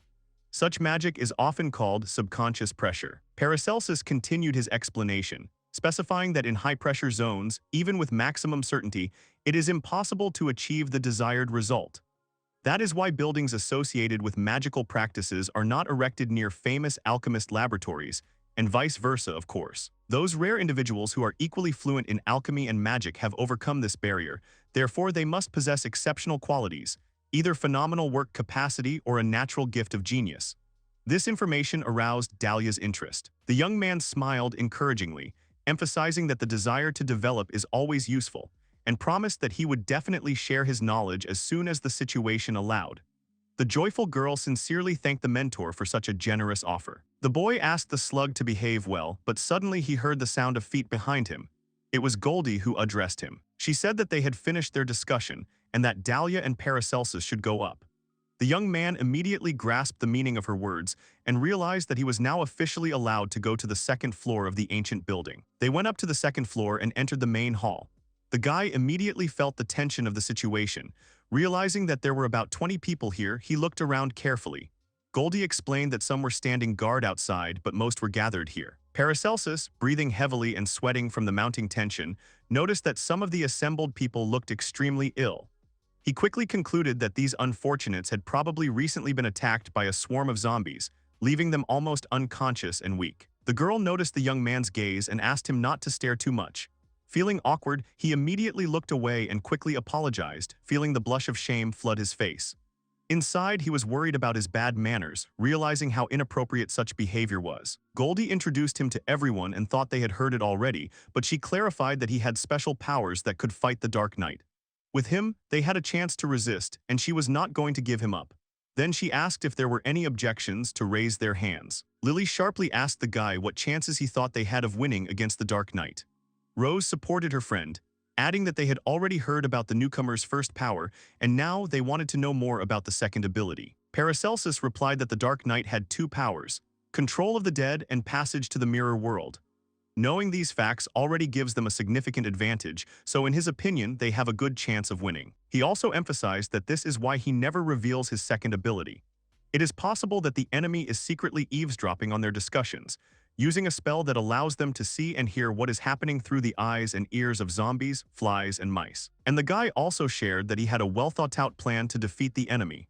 Violet became interested and insistently asked him to explain his ideas to the group in detail, hoping to hear something truly effective and viable. The young man proposed a daring strategy. First, hand him over to the Dark Knight. Dahlia, hearing this proposal, jumped up excitedly from her seat, her eyes widening with anxiety and worry. Goldie, Sylvia, Violet, Lily, and Rose, hearing the unexpected statement, turned their heads sharply towards the speaker and stared at him warily. Everyone was at a loss, trying to comprehend the full extent of the risk their new ally had agreed to. Paracelsus explained that, judging by the enemy's actions, Dark Knight would definitely come close, and then he would deliver the decisive blow. After listening to him, the others asked in surprise if he was going to act alone. The young man continued that if they met him as a group, the enemy could quickly retreat, deciding to prolong the battle for a long standoff, thus depriving them of the chance for a quick victory. But if they managed to catch him in such a blunder, then the victory could be quick and effective. Paracelsus suggested that he would fight alone, but if he had an advantage, he asked them to support him with all their strength. If he began to lose, they should remain observers and not provoke the enemy, and he himself would try to flee with all his strength. The young man's idea seemed extremely exciting and unusual to Sylvia. Her eyes lit up with curiosity, and her thin lips formed a mysterious smile. The girl perked up, feeling the excitement and anticipation of an interesting battle, full of intrigue and risk. Sylvia suggested testing how far the boy could go, asking him to give it his all. The young warrior accepted her offer. The door swung open and Dahlia rushed out into the corridor. She called out to Paracelsus. The little girl timidly said that he had decided to try to negotiate with the enemy, hoping to secure the release of the captives. However, her quiet voice expressed doubt and fear. She assumed that it was too dangerous and risky to go there alone. The teacher leaned toward the student and quietly said that, after considering the number of people at risk, he was forced to change his original decision. However, he clarified that what was said earlier is also true. He has a special trump card and a chance to gain the upper hand in the fight. It is simply important to act effectively, concentrating efforts on one powerful blow in order to finish the job in one quick movement, avoiding long drawn-out fights and unnecessary risks. He looked warmly at Dahlia and confided that he could rely entirely on her alone. In a quiet voice, he asked the girl to carefully keep the important thing he had given her in advance. Deeply touched by her mentor's words, Dahlia agreed. Goldie cautiously asked Paracelsus if he was planning to involve her in the fighting. He reassured her, confirming that he had no plans for the girl to participate in the battle. The master announced that he intended to make the maximum number of slugs, which would be an excellent means of fighting zombies. To do this, he promised to make a detailed list of the necessary ingredients, but warned that the work would be large-scale and the help of 3 more people would be required. For him, the most important thing was to participate in at least one stage of preparation to combat the threat.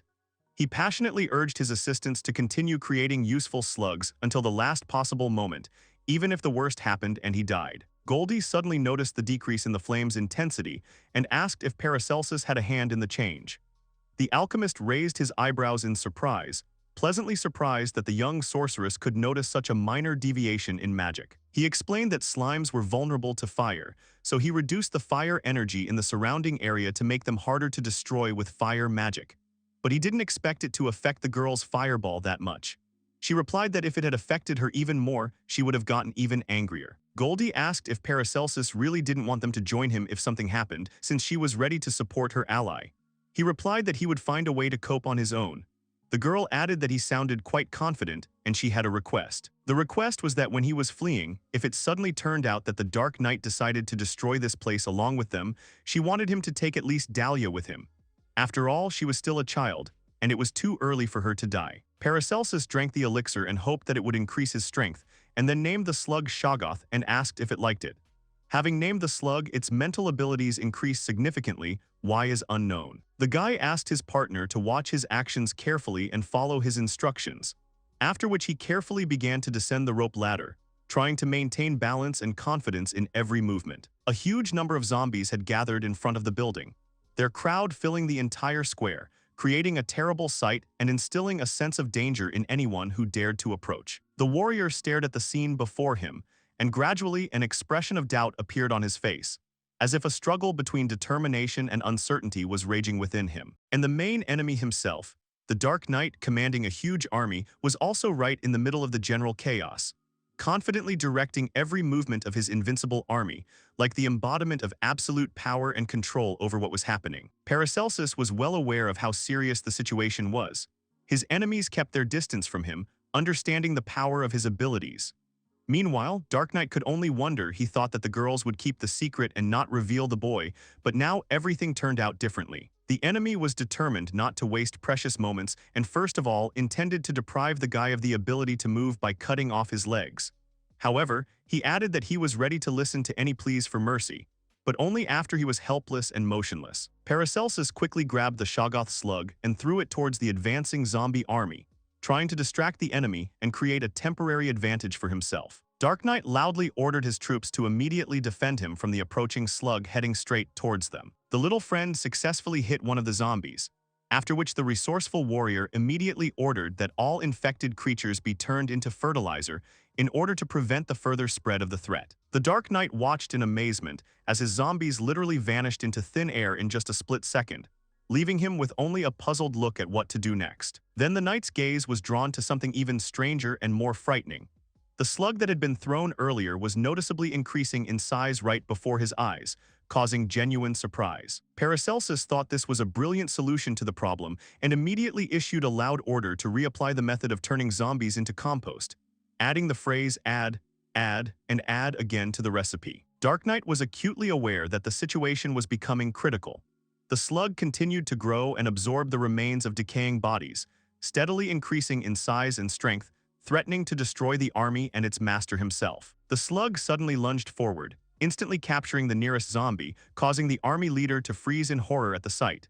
It slowly swallowed its prey whole, oozing sticky mass as it continued to grow inexorably in size. Paracelsus was both delighted and horrified as he watched his miniature assistant grow to incredible proportions, turning into a huge slug. Dark Knight screamed out commands desperately, urging the zombies to stop panicking, to gather together immediately and attack the young hero immediately, seeking to finish him off once and for all. The army of the dead rushed towards the young man with lightning speed, emitting blood-curdling groans and moving in a disorderly stream, bringing real horror to the heart of the young fighter. The Dark Knight rushed away, saving his own life, while Paracelsus, determined to stop the enemy's flight, angrily cried out that he would never allow such an outcome, and fearlessly rushed straight through the ranks of the living dead towards mortal danger. He quickly dove into the body of the giant Shoggoth slug, finding himself immersed in its viscous, pulsating substance. The assistant created an air chamber inside his own body, allowing his master to breathe freely. The young man searched himself feverishly, desperately looking for the hidden object.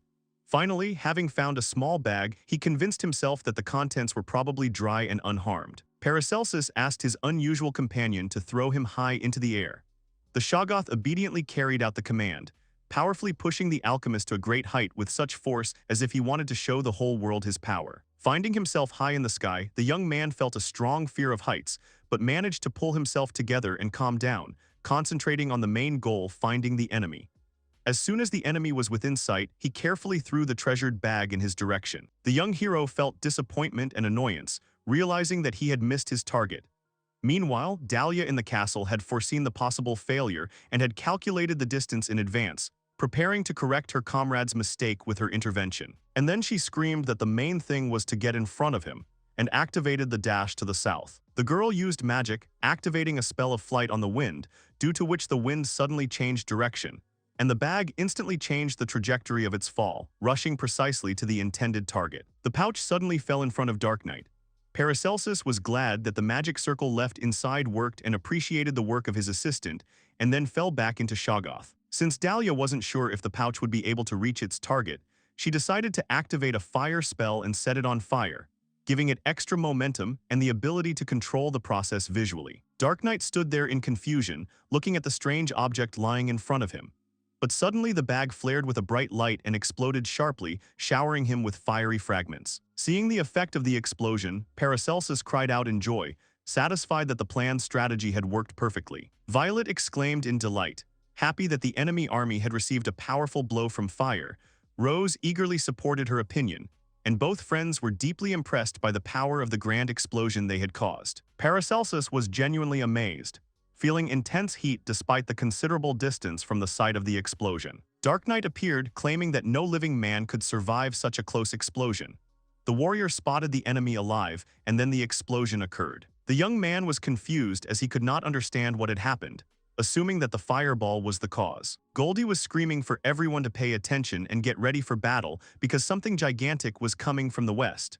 Rose was horrified by what she saw. A monster appeared before the two archers, instilling animal terror with its size and repulsive appearance, making the girls' hearts beat faster. Violet immediately recognized the monster as a dragon and, seized with panic, shouted to her friend that they needed to get away from there immediately, before the beast attacked them. But suddenly the monster opened its mouth and released a huge stream of liquid, filling the space in front of it. Paracelsus was amazed by Dark Knight's ability to create zombies even from huge creatures and quickly ordered Shoggoth to speed up, moving towards the cathedral. But suddenly he noticed something suspicious behind him. The zombies, driven by a blind lust to kill, continued to climb onto the surface of the slug, despite the knowledge that its caustic liquid would inevitably dissolve their flesh. The young man tried his best to remain calm, mentally writing down new observations in the recipe. But at that very moment, he felt that someone completely unpredictable and extremely dangerous was rapidly approaching them. Dark Knight himself, who quickly appeared from the shadows and roughly grabbed the guy by the collar, intending to put an end to his experiments once and for all. He threw the warrior straight towards the crowd of zombies, and confident of victory, he began to quickly pull the camouflage mask off his face, revealing his true face. Finally, he threw the mask far back with a contemptuous gesture, leaving his own body floating in the thick body of the slug. The mask, after flying some distance, landed right on the head of one of his zombies, making it look like a ridiculous cartoon creature. While Paracelsus was recovering from the unexpected attack, he was suddenly grabbed by the same zombie, whose head was decorated with an additional mask, which is why the unfortunate man now had two faces grimacing in different directions. Dark Knight laughed maliciously, proclaiming in a triumphant voice that the forces of darkness had prevailed and were victorious. The Dark Knight growled with a grin, declaring that before the slug could reach him, he would definitely break the young hero's skull, becoming the winner.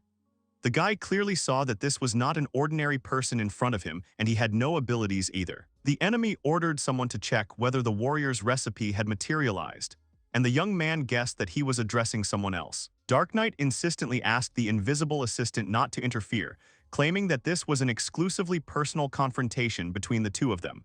Paracelsus guessed that among the girls there were those with abilities, and they were in danger. The young man vigorously ordered Shoggoth to quickly go to the cathedral and protect Dahlia at any cost, for he himself already felt that he was not able to continue the fight. Meanwhile, the Dark Knight commandingly demanded that he be silent and watch only him, feeling the nearness of victory. Suddenly Sylvia appeared, clutching a glittering blade in her hands, and immediately fell upon the enemy, swinging her sword with deadly precision and grace. The enemy staggered, barely maintaining an upright position, breathing heavily and pressing his hand tightly to his chest, from which blood oozed out profusely traces of the precise blow of the brave girl's blade. Paracelsus asked the girl what she was doing there. She replied that he seemed interesting to her and she decided to follow him because she would die somewhere anyway. The young man excitedly shouted that the most important thing now was in the cathedral. Everyone there was in mortal danger and they needed to rush there immediately, run as fast as they could. Sylvia stated that he was truly completely insane, preferring to risk his life to save other people's souls rather than take care of his own safety. Paracelsus asked Sylvia to leave quickly, but the girl objected that she was leaving herself, but let her go already. The young man replied that he could not do this since he was using a disguise spell that only worked near him. He asked Nora to help him. Nora asked the gentleman not to go to the cathedral because he was already so injured that if she did not soften the pain, he would not even be able to move. She asked to leave these people and try to save at least the guy so that he would survive. The young man asked Sylvia which of the girls could write spells, receiving the answer that only Goldie and Dahlia. He also asked if anyone else was listening to their conversation. The knight expected someone to respond, but if anyone was listening, it was probably Goldie, the only one capable of making such a connection. Paracelsus suggested that the role of the Dark Knight is played by one of the two girls, either Goldie or Dahlia, given the circumstances and available facts. After all, he reasoned that the Dark Knight's powers included creating a mirror world and necromancy. Perhaps, if he managed to appropriate someone else's skills, their list expands, but for starters, the guy suggested focusing on these two options. Her hesitation to attack openly means she's as much of a coward as he is, so she'll have to come up with a cunning plan. Wait for the right moment and steal his powers without being noticed, while remaining completely safe. Sylvia realized that the enemy's strategy was to gain trust and get closer. She then asked what the young man would do if his suspicions were confirmed. Paracelsus firmly stated that if necessary, he would enter the battle, defeat the enemy, and demand a return to the real world. If victory was impossible, he would transfer his unique abilities to Dahlia before his death. Sylvia countered that Dahlia could also be an enemy. The young man added that if she also had powers, then others would hunt her, and perhaps she would be the one to kill him, but not necessarily the others. If she was an ordinary person, let her run away anywhere in this world as long as she stayed alive. He wanted to have time to do at least something useful, and if he left the child in trouble, he would never forgive himself. His head was spinning from the tension. Paracelsus entrusted his comrade with the recipe intended for Dahlia. Sylvia cut him off irritably, insisting that he remain silent and let him personally deliver the message to the girl, since they would still have a chance to prove their victory. Dark Knight sliced one of his own zombies in half with a powerful blow, revealing a black magical sword hidden inside that glowed with ominous energy. Immediately after, the Dark Knight rushed forward, brandishing his drawn weapon. Sylvia, instinctively reacting to the danger, drew her own sharp blade, ready to parry the enemy's deadly attack and protect her friend. The girl quickly counterattacked, delivering a crushing blow. At this time, Paracelsus staggered, losing his balance, and soon fell to the ground, unconscious. Dark Knight chuckled mockingly, admitting that he loved fighting, especially the kind where the threat of death added to the thrill. Sylvia noted that it brought them both closer together, as she too experienced the same pleasure from dangerous battles. Paracelsus thought that an ordinary city girl was incredibly strong. She said that there was only a little bit left to go, and if he could walk, then let him go ahead alone. The young man agreed. The young man stood up and moved forward, considering it necessary to quickly join the others.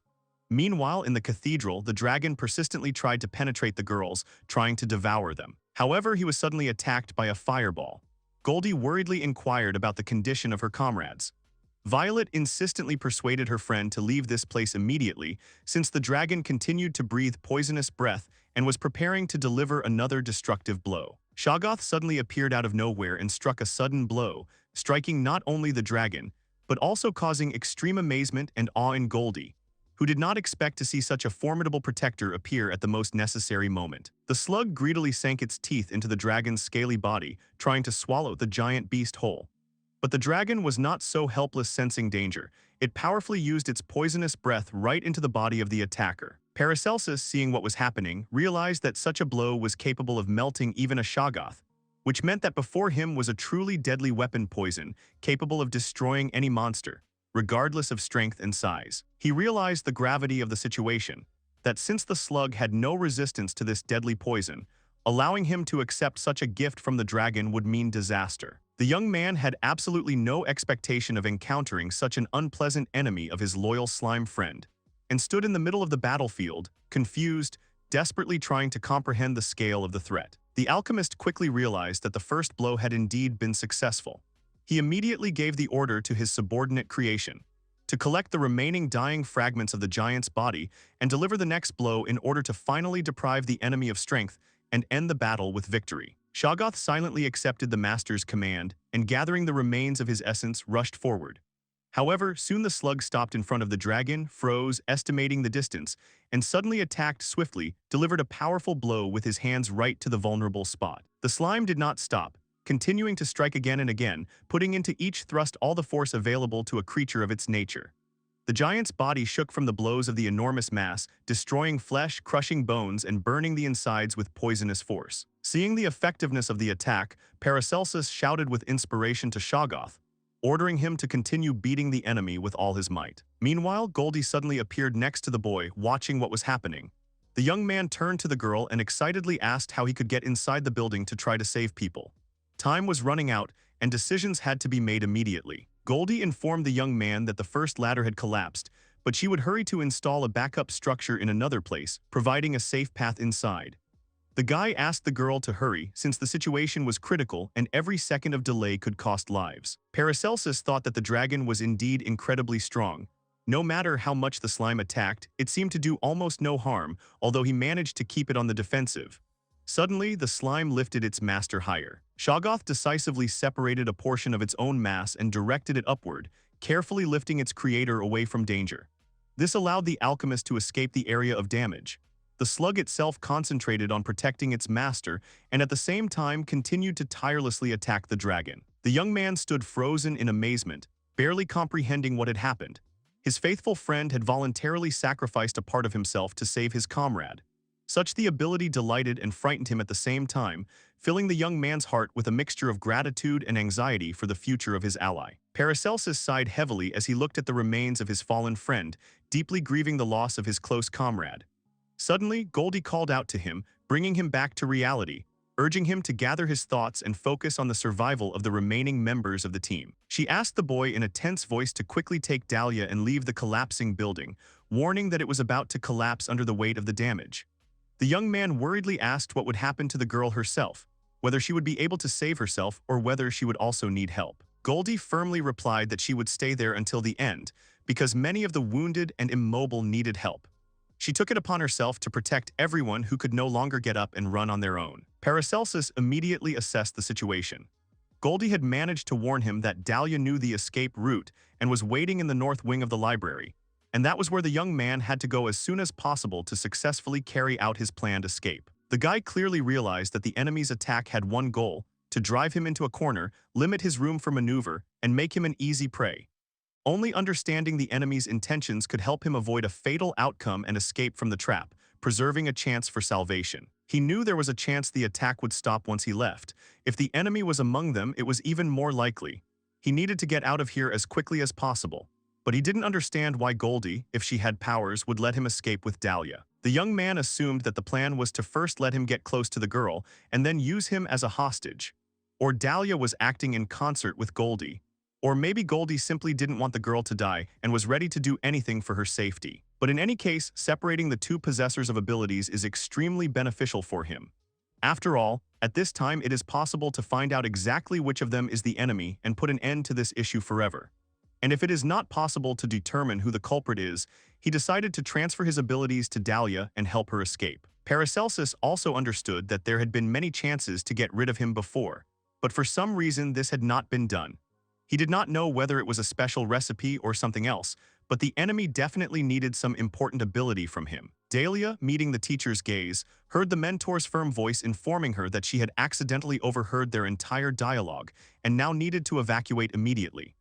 The girl, lowering her eyes, hesitantly admitted that she did not yet feel ready to leave her shelter. The boy asked the girl what she had in her hands. She replied that it was a book of spells and added that there were probably many more similar copies here. The young man admitted in bewilderment that he understood absolutely nothing about the written text of the book. He asked, assuming that she was directing magic directly into the book and that through her efforts a special spell was created. Dahlia explained that one must write by passing magical power through the text, otherwise it will be ordinary letters.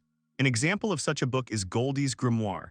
Paracelsus found this interesting and realized that if the girl wrote as explained in the book, it would be a spell. The girl added that, in addition to transmitting magical power, it is necessary to reflect the letters in a mirror image. After all these letters are as if mirrored, and in spells the correct direction is very important. Otherwise, the spell simply will not work or the effect will be the opposite. The young man realized that in the mirror world everything is arranged exactly like this. Suddenly, the alchemist felt a strange sense of understanding and insight that told him the only correct way out of the situation. With a decisive movement, he called the girl closer, saying that it was time to flee. Paracelsus suddenly realized that Goldie had real magical powers, and her statement about finding a grimoire in this world suggested that the book must have originally been created in the mirror reality. He was concerned about why she lied when she could have simply said she had found him before she got here. He assumed she lied because she hadn't expected the question and had answered it by accident, and he hadn't noticed at the time. Dahlia had claimed that there was a hidden passage in this tunnel and had shown him where it was. The young man finally realized that Goldie's lie had a very specific motive: to increase the chance of getting him to get closer to the little student. Paracelsus was thus left with no choice but to follow the enemy's premeditated plan. Pursing his lips, he turned to Dahlia with an offer to go first, promising to give a signal when it was necessary to change the route. The guy decided to take the initiative into his own hands, feeling responsible for the safety of his companion. Together, they went deeper into the dark corridors of the dungeon, guided by intuition and hope for a successful outcome of this action. Meanwhile, in the half-ruined building, Goldie addressed the huge dragon with the calmness of an experienced strategist. She confidently announced that the two travelers had already left the fortress, using one of the escape routes. She raised her hand and cast a spell that the vessel of flesh had passed its time of devouring and should return to oblivion. Then the girl complained expressively that tolerating this unbearable stench was real torture, and working side by side with dragons seemed completely impossible. Besides, for Goldie, the huge creatures and those that existed outside the vessels were too willful, so she decided to limit herself to zombies. Dark Knight admitted that he was guilty, he got too carried away, and the girl added that if he went against orders again, he would not live. Goldie worriedly asked if the interlocutor was sure that he had destroyed all the slimes. After all, if they missed even one, it would create big problems. The Dark Knight tried to calm her down, claiming that he personally did everything possible to eliminate any threat, and now there was nothing to worry about. He insisted that when the time came to remove Paracelsus, she should leave this important matter to him. He explained this by saying that the boy turned out to be surprisingly strong for his age, which greatly unsettled the knight.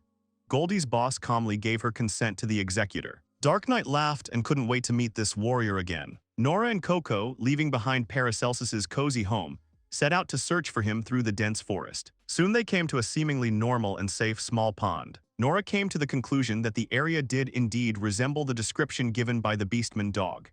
The atmosphere around the pond exuded a sense of the presence of the spirits of the dead.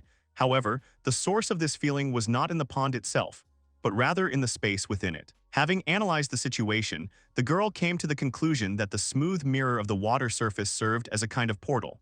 Probably, it was through the reflection that the movement between dimensions occurred, connecting the real world with parallel spaces. Nora noticed that before meeting her, the gentleman behaved too frivolously and relaxed.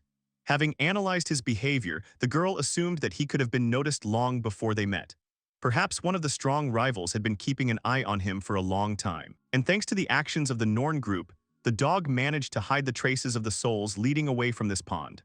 However, it is likely that the controller of these souls noticed the surveillance and decided to speed up his plans regarding the owner. Burke asked Nora if she was still near that pond. The feathered companion reported that he had caught a couple of mice and asked if she was going to try the treat. The girl, with drool running down her face, quickly agreed to try the long-awaited food. Quickly starting a small fire, they began the process of cooking. The smell of roasting meat filled the air with a pleasant aroma, spreading throughout the area. Burke explained in detail that these rodents are called grass mice because they feed exclusively on special types of plants. Due to this, when the mice are cooked over a fire, the smell of aromatic herbs penetrates the meat, giving the dish a unique taste and pleasant aroma. The bird reported with a satisfied look that it was used to eating its prey fresh, live, considering it the ideal way to satisfy its hunger. Nora, sitting nearby, noisily inhaled the aroma of roasting meat, noting that the dish smelled excellent and was appetizing. Burke's strict restrictions on meat consumption and wondered if they applied to this situation.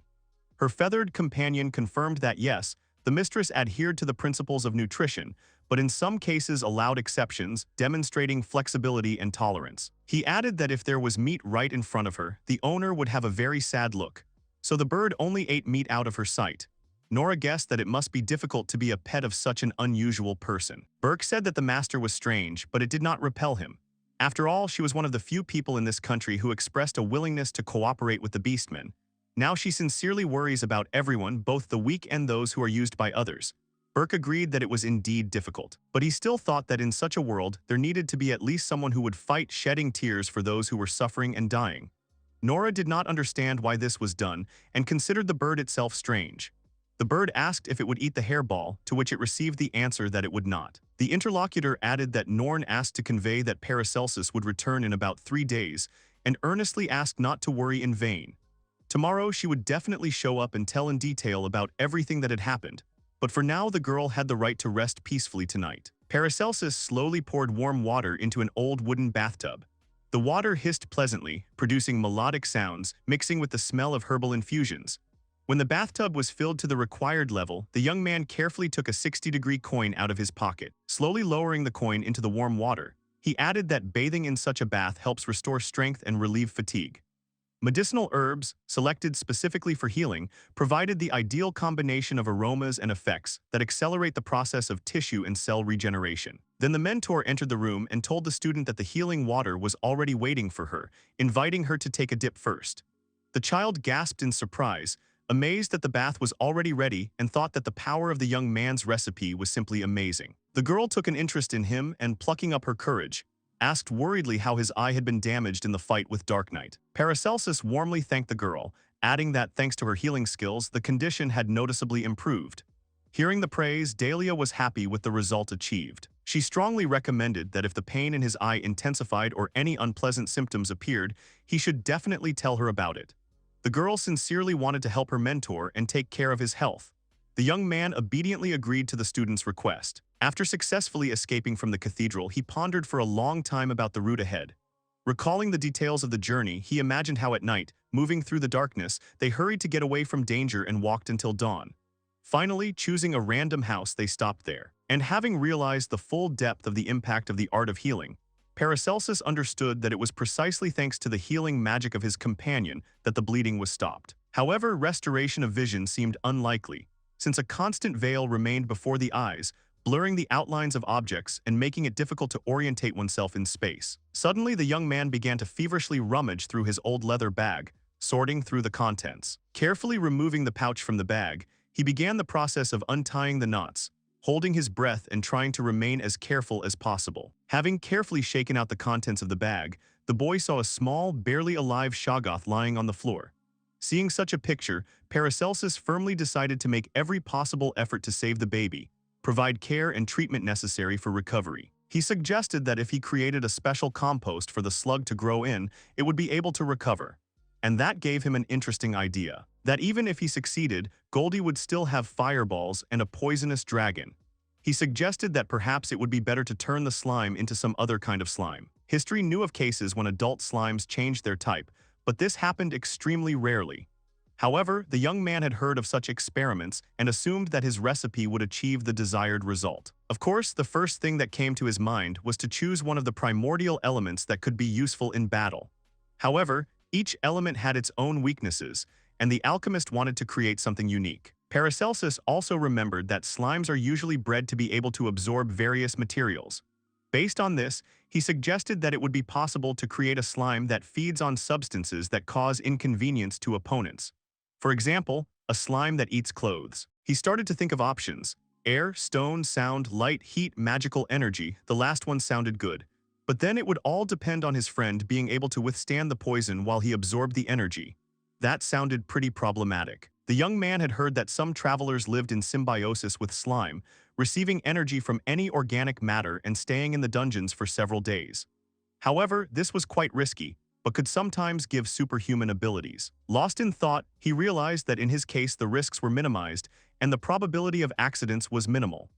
The task was to carry out the integration procedure with caution, ensuring a successful symbiosis between the human organism and the unique creature. Concerned, the boy leaned towards his little companion and carefully asked if he could hear his voice. Then he added that if the slime could hear him and move, then let it eat his right eye, remember his body, and ask to live in his body, working for him. The Shoggoth's creator looked at his suffering friend with pain, his eyes reddened from tears. The cheek that the slime almost touched was stained with wet spots left by drops of emotions. He passionately whispered words of comfort, begging the creature to hold on and not give up. The small slug slowly crawled across the skin, steadily approaching Paracelsus' eye. The contact caused intense pain pulsating throughout the body. The slime's slow penetration into the eye socket echoed like a sharp carving. He was shaking violently, realizing that despite his vision being preserved, the pain was so intense that tears were streaming down his cheeks. Every second the slime was in his eye was accompanied by unbearable spasms shooting through his nervous system. Lying relaxed in the hot water, Dahlia felt for the first time how the fatigue of the last days disappeared. The bath, filled with aromatic oils and herbs, gave long-awaited relief. Suddenly Goldie turned to her and asked if she could hear her. The girl's voice was quiet but clear, intruding into the girl's pleasant sensations. Lost in her own thoughts, Dahlia could not figure out where the voice was coming from, addressing her. Suddenly, Goldie added that she had cast a magic circle on the back of her former companion's head, linking him to the energy of the surrounding environment. The girl thought in confusion, not understanding when exactly Goldie had placed the magic circle on her neck. The answer came unexpectedly. Goldie calmly admitted that she had done this without permission. Frightened by the revealed circumstances, Dahlia, with a trembling voice, asked the girl if it was true that she controlled not only an army of zombies, but also the Dark Knight himself. Goldie confirmed the student's fears. She calmly explained that in order to achieve important goals, she had to keep Paracelsus and Dahlia together for some time. Now the situation has changed, because having received the power of Paracelsus' recipe, she will gain the necessary tools to implement her plans and she will succeed. Goldie asked the girl to steal the recipe from the mentor because he likes her, and if she asks, the young man will willingly give it to her. The recipe, according to her, should be kept in the breast pocket. As a reward for the service, Goldie promised to help her get out of this world, saying that money and other things will not be a problem. The confused and upset girl had difficulty uttering the question that interested her most: why the girl had gone to such extreme measures and was manipulating her, and received the answer that it was impossible to explain the reasons. Dahlia addressed the one with bitter words, who constantly ponders why she lives, waiting only for the moment when she will be eaten by zombies in this creepy, damp building. She is no longer able to remember the outside world where she was born and raised, having forgotten about the freedom and joy available to ordinary people. The girl continued that she had escaped with Paracelsus and was now free to roam. He told her that she was an enemy, that she had killed all their comrades. She added that she felt a great relief, having finally learned what was worth living for. Dahlia said she wanted nothing more than to kill Goldie and live with this man. She believed that the memories of her close friends were the best proof of her existence. Goldie listened carefully and asked him to enjoy her last moments with him. Joy filled Paracelsus' heart when he discovered that the painful sensation in his eye had begun to subside.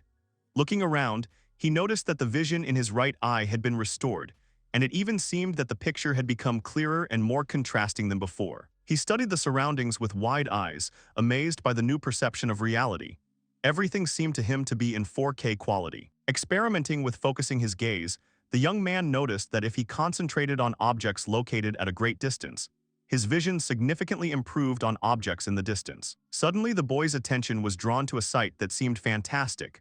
On the top of a distant hill, two miniature ladybugs were fighting fiercely, waving their tiny paws and butting each other. This discovery excited Paracelsus and made him curious. He wanted to know the limits of his new abilities and decided to check how far the boundaries of his vision extended. The young man staggered, losing his balance. The left eye, adapted to normal vision, was very different from the right, which had acquired supersensitive precision. The discrepancy in images led to a loss of coordination. Dahlia opened the door, looking anxiously at her mentor. She asked if everything was okay. In response, he replied that he was fine, he just tripped. Remembering that he had not left a change of clothes for the girl in the place where the bath was, he felt a little embarrassed. Dahlia approached her mentor with an unusual request, telling him that she suspected the presence of a magic circle on her neck and asked him to carefully examine the suspicious place and erase it. The guy, having listened carefully to the request, quickly agreed to do so. The girl thoughtfully reasoned that perhaps without the supply of magical energy, the magic circle would not manifest externally, remaining invisible to ordinary views. Deciding to try another method, she suggested directing magic to the point of contact with Paracelsus' fingers. The young man, a little embarrassed, agreed, finding the situation quite funny and unusual. Blushing slightly, he cautiously approached the girl. Having realized the new property of his vision, the guy decided to test it in practice. Having activated the zoom of his right eye, he focused on the hidden section of the magic circle, trying to recognize the details. Continuing his investigation, he suddenly discovered a brightly outlined round seal sign on his companion's neck. The girl was in complete shock, because she had not yet activated magical energy. What was happening seemed like an inexplicable phenomenon, causing a lot of questions and bewilderment in her. She asked him if he could see the magic coming from her hand. The boy confirmed that he could see the glow too. The girl suggested that perhaps the bath had restored her magical abilities so much that she was now using magic unconsciously. Paracelsus knew that thanks to the Eye of Shoggoth, he was able to see what was invisible to the normal eye. However, considering the possibility of Goldie listening, he decided to keep quiet about it. Dahlia asked him to draw a circle seal on paper, explaining that the type of seal depends on the method of getting rid of it. Leaving the girl in the house, the young man carefully climbed onto the roof, carefully choosing support points and checking the reliability of each support. Looking down to the side, he heard the voice of his companion and a soft warning about the need to be careful. As he climbed up, he realized that it would be better to use alchemy in a safe place. An alchemy workshop would be ideal, but it was unlikely to be found here. In addition, there were many religious buildings around, meaning the subconscious effect would be too strong. Paracelsus hesitated, wondering whether he should continue on his way in search of a suitable alchemical laboratory or a shop where he could buy the necessary ingredients and equipment. An alternative was the idea of visiting a castle on a high mountain. Suddenly, the young man reported that he saw people in the castle window. Dahlia, not understanding where to look, blinked uncertainly, trying to catch the indicated object with her gaze. He asked his companion to wait while he examined the castle window more closely. A few seconds later, his eyes widened in amazement. There was a child there. Paracelsus froze, not believing his eyes, seeing familiar faces in the window: Dahlia and Sylvia. They were in the castle. The girl who was next to him was perplexed by what exactly excited him so much, not understanding that what he saw in the castle window caused such strong emotions and anxiety in the young man. The mentor asked if she had been to that castle before.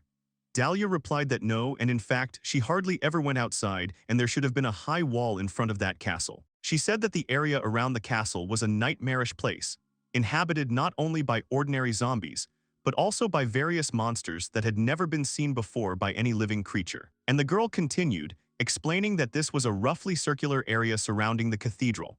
They had repeatedly tried to break through on their own, but their attempts had always ended in failure.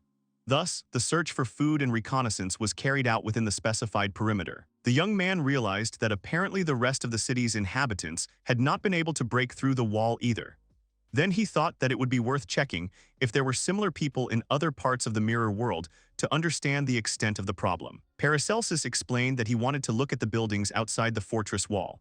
After weighing the pros and cons, he decided that he would probably go there alone.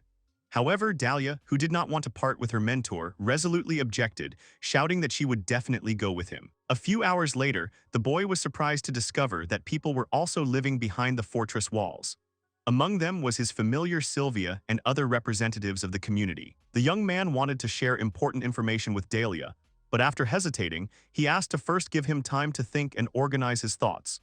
The information obtained during the research seemed extremely valuable and potentially dangerous. Walking along the wall, Paracelsus realized that there were other places in the vicinity inhabited by girls. And I decided to assume that there were other places like the cathedral, with minimal living conditions and limited in size by a wall. If I imagined this across the entire country, there would have to be a huge number of them.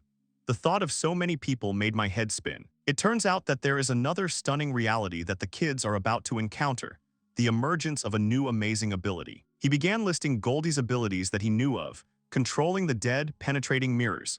In addition, it turned out that she had the power to create copies of people. The young man suggested that perhaps there had been owners of skills before him that had been selected and appropriated by the woman. Paracelsus did not understand why she would do such things and assumed that she had some deep resentment towards these people, which is why she kept them in this hellish place, where zombies were perceived as something ordinary and everyday. The idea that zombies could be accepted as a normal part of everyday life made the young man shudder. He wondered if it was possible that the famous power to control zombies did not belong to any particular skill, but was a personal characteristic of Goldie's, connected to her innate magic. It seemed impossible to him. Hundreds and thousands of people who despise or hate forbidden magic with their subconscious pressure eventually weaken it. Besides, there are no people in the mirror world, so magic can be used freely. He was interested in what would happen if he created a lot of people who considered forbidden magic to be commonplace. In that case, the subconscious pressure would, on the contrary, strengthen this magic. This theory explains how Goldie, being just one person, can control a huge number of zombies. In the mirror world, she enhances her necromancy. Paracelsus, looking closely at his companion, carefully said that Goldie probably possessed forbidden magic. It was a long conversation, but he wanted her to hear it out. He told her that in this world, forbidden magic could not only be used freely, but it was also strengthened. Since Dahlia understood magic better than he did, she took it all in stride. The young man said that, of course, it was possible to assume that these were all three powers received from God. But he thought that it wouldn't hurt to assume that this place served as a foundation for forbidden magic. In the case of the power, Goldie was able to change all of reality, so a foundation was not needed with her. Dahlia realized that for the sake of forbidden magic, not only they, but also other people continue to get trapped and be locked up, and all for this reason.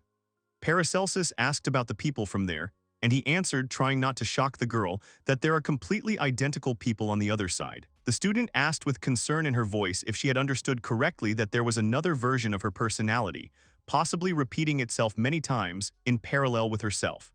The mentor confirmed her guess and explained that this concept seemed to him the most reasonable and logical. The girl added thoughtfully that her memory contains blurry spots, missing episodes, and incomprehensible episodes that are difficult to explain. She shared that, having thought about the possibility that she might be someone's copy, she suddenly realized how harmoniously the mosaic of her life fits together. Although Paracelsus had expected the news to make an impression, the student's reaction was much stronger than he had expected. The girl looked lost and upset, as if she had realized for the first time that her existence was limited by the boundaries of an illusion. Suddenly, Goldie's familiar voice came from the magical seal, sounding ingratiating and sarcastic. She noted that she was incredibly surprised that the young man was able to figure all this out on his own. She added that she had intended to give them time to have fun on their date, but now she realized that the guy had been perceptive, and she should not have underestimated alchemy. Paracelsus, overcome with excitement and anxiety, grabbed Dahlia by the head, gently running his palm over her face. Gently touching the skin around her eyes with his fingertips, he carefully examined the surface, trying to detect changes or damage. Watching the boy's efforts, Goldie commented indifferently that the attempt to remove the eyes was useless. The magic circles were carved not only on the eyes, but also on vital organs, spreading throughout the victim's body like a network of shadow threads. Moreover, she cynically added that she would be truly sorry if, as a result of careless actions, the guy harmed the girl in vain. Warning sounded like a threat, forcing him to stop and think about the consequences of his actions. The young man was genuinely interested in why she let them go, knowing that the lie with the book had been exposed. Goldie calmly explained that she realized that even if they became friends, she could not take away his talents and inclinations. Instead, she planned to take a different approach, hoping to win the game over time and exploit strategic advantages. She added that Dahlia shouldn't be blamed, because her affection for him and her constant presence were also elements of a carefully crafted plan. The young man frowned, realizing that the enemy could use charm magic. Goldie continued to say that thanks to these events she had learned a lot about Paracelsus. Naturally, she was interested in learning about the boy's second ability, but she decided not to show excessive curiosity and move on to the next stage of the plan. The girl affectionately called the young man a good-natured hero, noting that with this approach he hopes to resolve all conflicts peacefully, and received an affirmative answer, and then noted that she was happy to hear such a coincidence of opinions. Goldie said she had a request. She asked him to lend her his ability for at least an hour, and that would be enough. She added that after that she would tell him all her circumstances, and then he could decide what to do next. The young man agreed, hoping that her intentions were honest. The enemy asked the young man to come to the cathedral, where she would await his arrival. Paracelsus thought that it would be much simpler and more effective if she voiced her demand from the very beginning. Dahlia stood with her head down, quietly uttering words of forgiveness. She blamed herself for following her mentor, believing that she had only created unnecessary trouble and difficulties. Tears ran down her cheeks, painting the childish purity of her face with the color of shame and remorse. The guy confidently stated that there was nothing to be afraid of and suggested that they first return to the cathedral. The student agreed with the proposal. Goldie realized that Dahlia's charm increased her value as a hostage, hoping that Paracelsus would give her the recipe himself. She stated that once he had the recipe, Dark Knight would be free to do whatever he wanted with it. The boys continued their journey, but now they had reached an extreme level of fatigue. Walking without sleep had become physically unbearable, so they decided to briefly pause the forced march and organize a short rest stop. The mentor created a couple of slimes as security and asked Dahlia to draw magic circles so that they would be protected in case of an emergency. Since the contract did not provide for an immediate arrival, it was better to recuperate. Dahlia realized that he seemed to like slimes. Waste Eater Slime, a slime that loves human waste, cleanses the body better than taking a bath, usually lives in Paracelsus' intestines. Having decided to take care of his students' sanitation and cleanliness, the young man handed her a small assistant. He added that hygiene procedures are important because the cleanliness of the body contributes to the health and well-being of the soul. Dahlia agreed. The girl was very ticklish and asked the slug to stop and not clean her. Paracelsus asked what kind of creature it was. Dahlia replied that it was a rune finder. It manifested itself in appropriate places depending on the types of magic circles located nearby. By passing magical power through different parts of the body, she can determine where and what type of magic circles are located. Dahlia continued her explanation, specifying that she has 2 magic circles behind her eyeballs and 3 circles inside her stomach. These circles transmit information about the location and sound environment to the caster. Paracelsus was surprised that there was nothing dangerous in the structure of the circles and asked if there were any exploding magic circles among them. The girl replied that otherwise she would have died long ago, because without even suspecting it, she conducts magic through her body in everyday life. She added that she had figured it out a bit.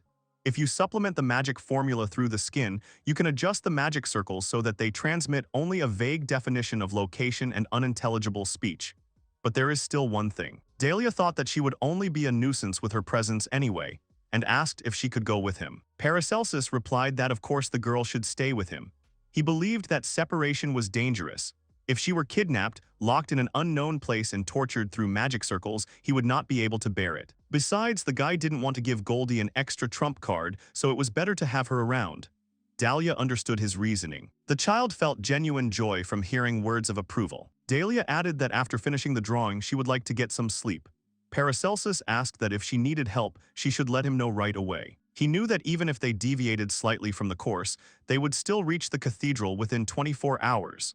Whatever happened, the young man thought that everything would end there. The guy also believed that it was time to use the potion. The highest quality luck potion is a potion that has absorbed luck. It lasts 24 hours after the first sip. Luck has a limit, so large sips do not increase the effect. It is best to drink in small sips once a day. Paracelsus thought that the potion could be divided into 6 portions, and it would be desirable to get by with less expense. With regular intake, resistance to luck develops and a person becomes unlucky. Ideally, the potion should be taken no more than once a month. He also understood that they didn't have a reliable plan and could only rely on luck. The mentor said it would give him strength and asked Dahlia to drink it too. She agreed. The young man informed her that a bed had been prepared for her on the top floor, and that he would be accommodated in the next room. The girl thanked him, but she wanted to go to bed with him. Coming out to the observation deck, the guy noticed the mansion of St. Herman. Because of the mirror image, he didn't immediately understand, but the mansion still exists in this world. The young man entered Dahlia's room, wished her good morning, and added that before visiting the cathedral they needed to prepare some things, so they would have to make a small detour. Paracelsus continued that within the boundaries of the area where they could move freely, there was an alchemist's mansion, and suggested that they take advantage of this fact. The girl asked if it was the house of his friend. The young man replied that it was the mansion of his teacher, who had lived a very long life among alchemists and was known as the immortal Saint Herman. The student noticed that the teacher frowned slightly at the mention of the name. He knew they had to get there in 2 hours, and he figured there might be some powerful alchemical item or material there that he could invent and make something useful out of. The boys set off. The young man also knew that zombies were arranged at equal distances from each other. When zombies chase people or people kill zombies, their formation is disrupted. The boy assumed that by disrupting the formation, one can understand whether there are people nearby. Suddenly Paracelsus noticed something strange. The formation of zombies was broken, and he asked if there was anyone else in that direction. Opening the door of the nearest building, the young man saw Sylvia inside, who was surprised that it was them. The knight was glad that they were alive and asked Dahlia to help her with magic. The girl quickly ran up to her. Sylvia thanked the girl heartily and sighed with relief, thinking that she had been destined for a tragic fate, but this happiness passed her by. Sylvia said that the Dark Knight was a real beast. Not only was he extremely strong, but he was also a master of the sword. He was head and shoulders above her, although her defeat brought her great satisfaction and pleasure. The girl realized that they were going to deal with the Dark Knight and asked for another chance. She wanted to fight him one-on-one, fair and square. Paracelsus told her everything about the situation. Sylvia realized that Goldie was behind it all and that they were all copies. It was hard to believe, but in fact, everything fit together. She knew almost nothing about the world outside this place. The knight thanked Dahlia for her help and asked the boys to try their best. They asked if she would come with them. Sylvia assumed they were planning to stay somewhere and apologized for not being able to join them. The girl asked the young man not to regret it later. Paracelsus said that it was time for them to go too, and the girl agreed. Meanwhile, there were 2 alchemical workshops in St. Herman's mansion. St. Herman himself used the first, while his apprentice worked in the second. Even among alchemists, St. Herman, known for his secrecy, was especially jealous of the possibility of his recipes being stolen. Paracelsus noticed that there was nothing special in the second workshop, and decided to inspect the first. Dahlia believed that students should receive knowledge from the teacher, and sadly noted that even looking at his workplace was not allowed. The guy said that he did not reveal anything to them. Their task was to seek the truth in all things, and he thought that he needed labor force, and he was not going to teach. The young man also did not understand what could be stolen from a hermit sitting in a locked workshop, and apologizing to the teacher for entering, he noticed an old but fully equipped room. Paracelsus began to look for something useful and warned that there could be traps here. Dahlia turned to him. She showed him that there were magic circles on the wall. The young man realized that it was a secret safe, visible only to those who were given permission. It seemed that there had been a mistake, and the protection had been mirrored, deactivated, and they were lucky. Also, there were 3 K-holes on the circle. The teacher really didn't want anyone to see that. Paracelsus turned to Selena, realizing that he was really very lucky. The slime that received the name became smarter and loved to solve puzzles depending on the communication. It can solve even the most difficult problems. The young man was glad that his friend had already opened and taken out the research notes. Although it was awkward, he decided to familiarize himself with the contents. Dahlia noted that this book was not reflected. The young man assumed that the book was originally mirrored. It would be good to find ways similar to the sealing forbidden magic. He then read that staying up late would worsen concentration and advised to go to bed before 10 o'clock. In terms of food, you need to maintain a balance of vegetables, meat, and grain. You should never overeat. It is advisable to eat as many different types of vegetables as possible. This is good for the body. The young man, having read this, assumed that this was general advice for maintaining health. Dahlia asked if it was possible to live so long by following these rules. Paracelsus replied that rumors claimed that Herman had created living water for immortality.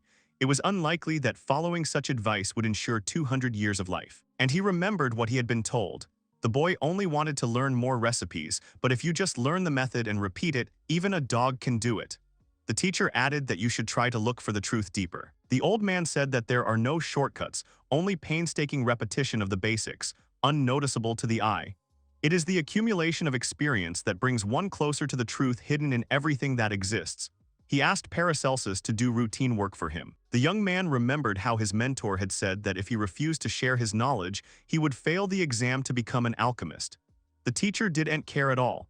Simply doing routine work was also useful, and he only asked him to carry out assignments that were beneficial to him. The young man's face distorted, and Dahlia noticed the wrinkles that had formed. The young man thought that, whatever the case, he needed to find an analog of living water or some similar remedy. But Paracelsus found nothing. It seems that in order to find a way to rejuvenate, the teacher conducted many studies but still found nothing. He also remembered that St. Herman had discovered many side items during his search for the living water. He had worked so hard, and something worthwhile must have been preserved. The young man noticed part of the recipe for the Philosopher's Stone, and suddenly another discovery struck him. He noticed a liquid that dissolves everything and turns it into primordial matter, the universal solvent Alcest. With it, they will definitely be able to cure Coco. Dahlia asked in surprise if there was anything useful there. Paracelsus replied that yes, but it did not apply to their situation. Before he could finish his sentence, the sound of an ancient cane resounded in the room. The old man asked the guy if this was really okay with him. Saint Herman did not know what tricks he was using, but he lacked the necessary skills to pass the exam. He asked why the flower was such a color, and insisted that continuing to research and comprehend a piece of the world's truth would benefit humanity. That is what alchemy is. The teacher was not against striving only for the result, but this is not alchemy. No matter what anyone said, he did not admit it. Saint Herman demanded that they leave immediately and never appear before him again.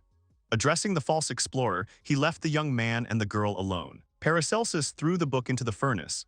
Dahlia asked why he was burning it. The young man replied that he wanted to find and create what he needed himself. The mentor handed her clothes from the mansion and asked if his companion liked them.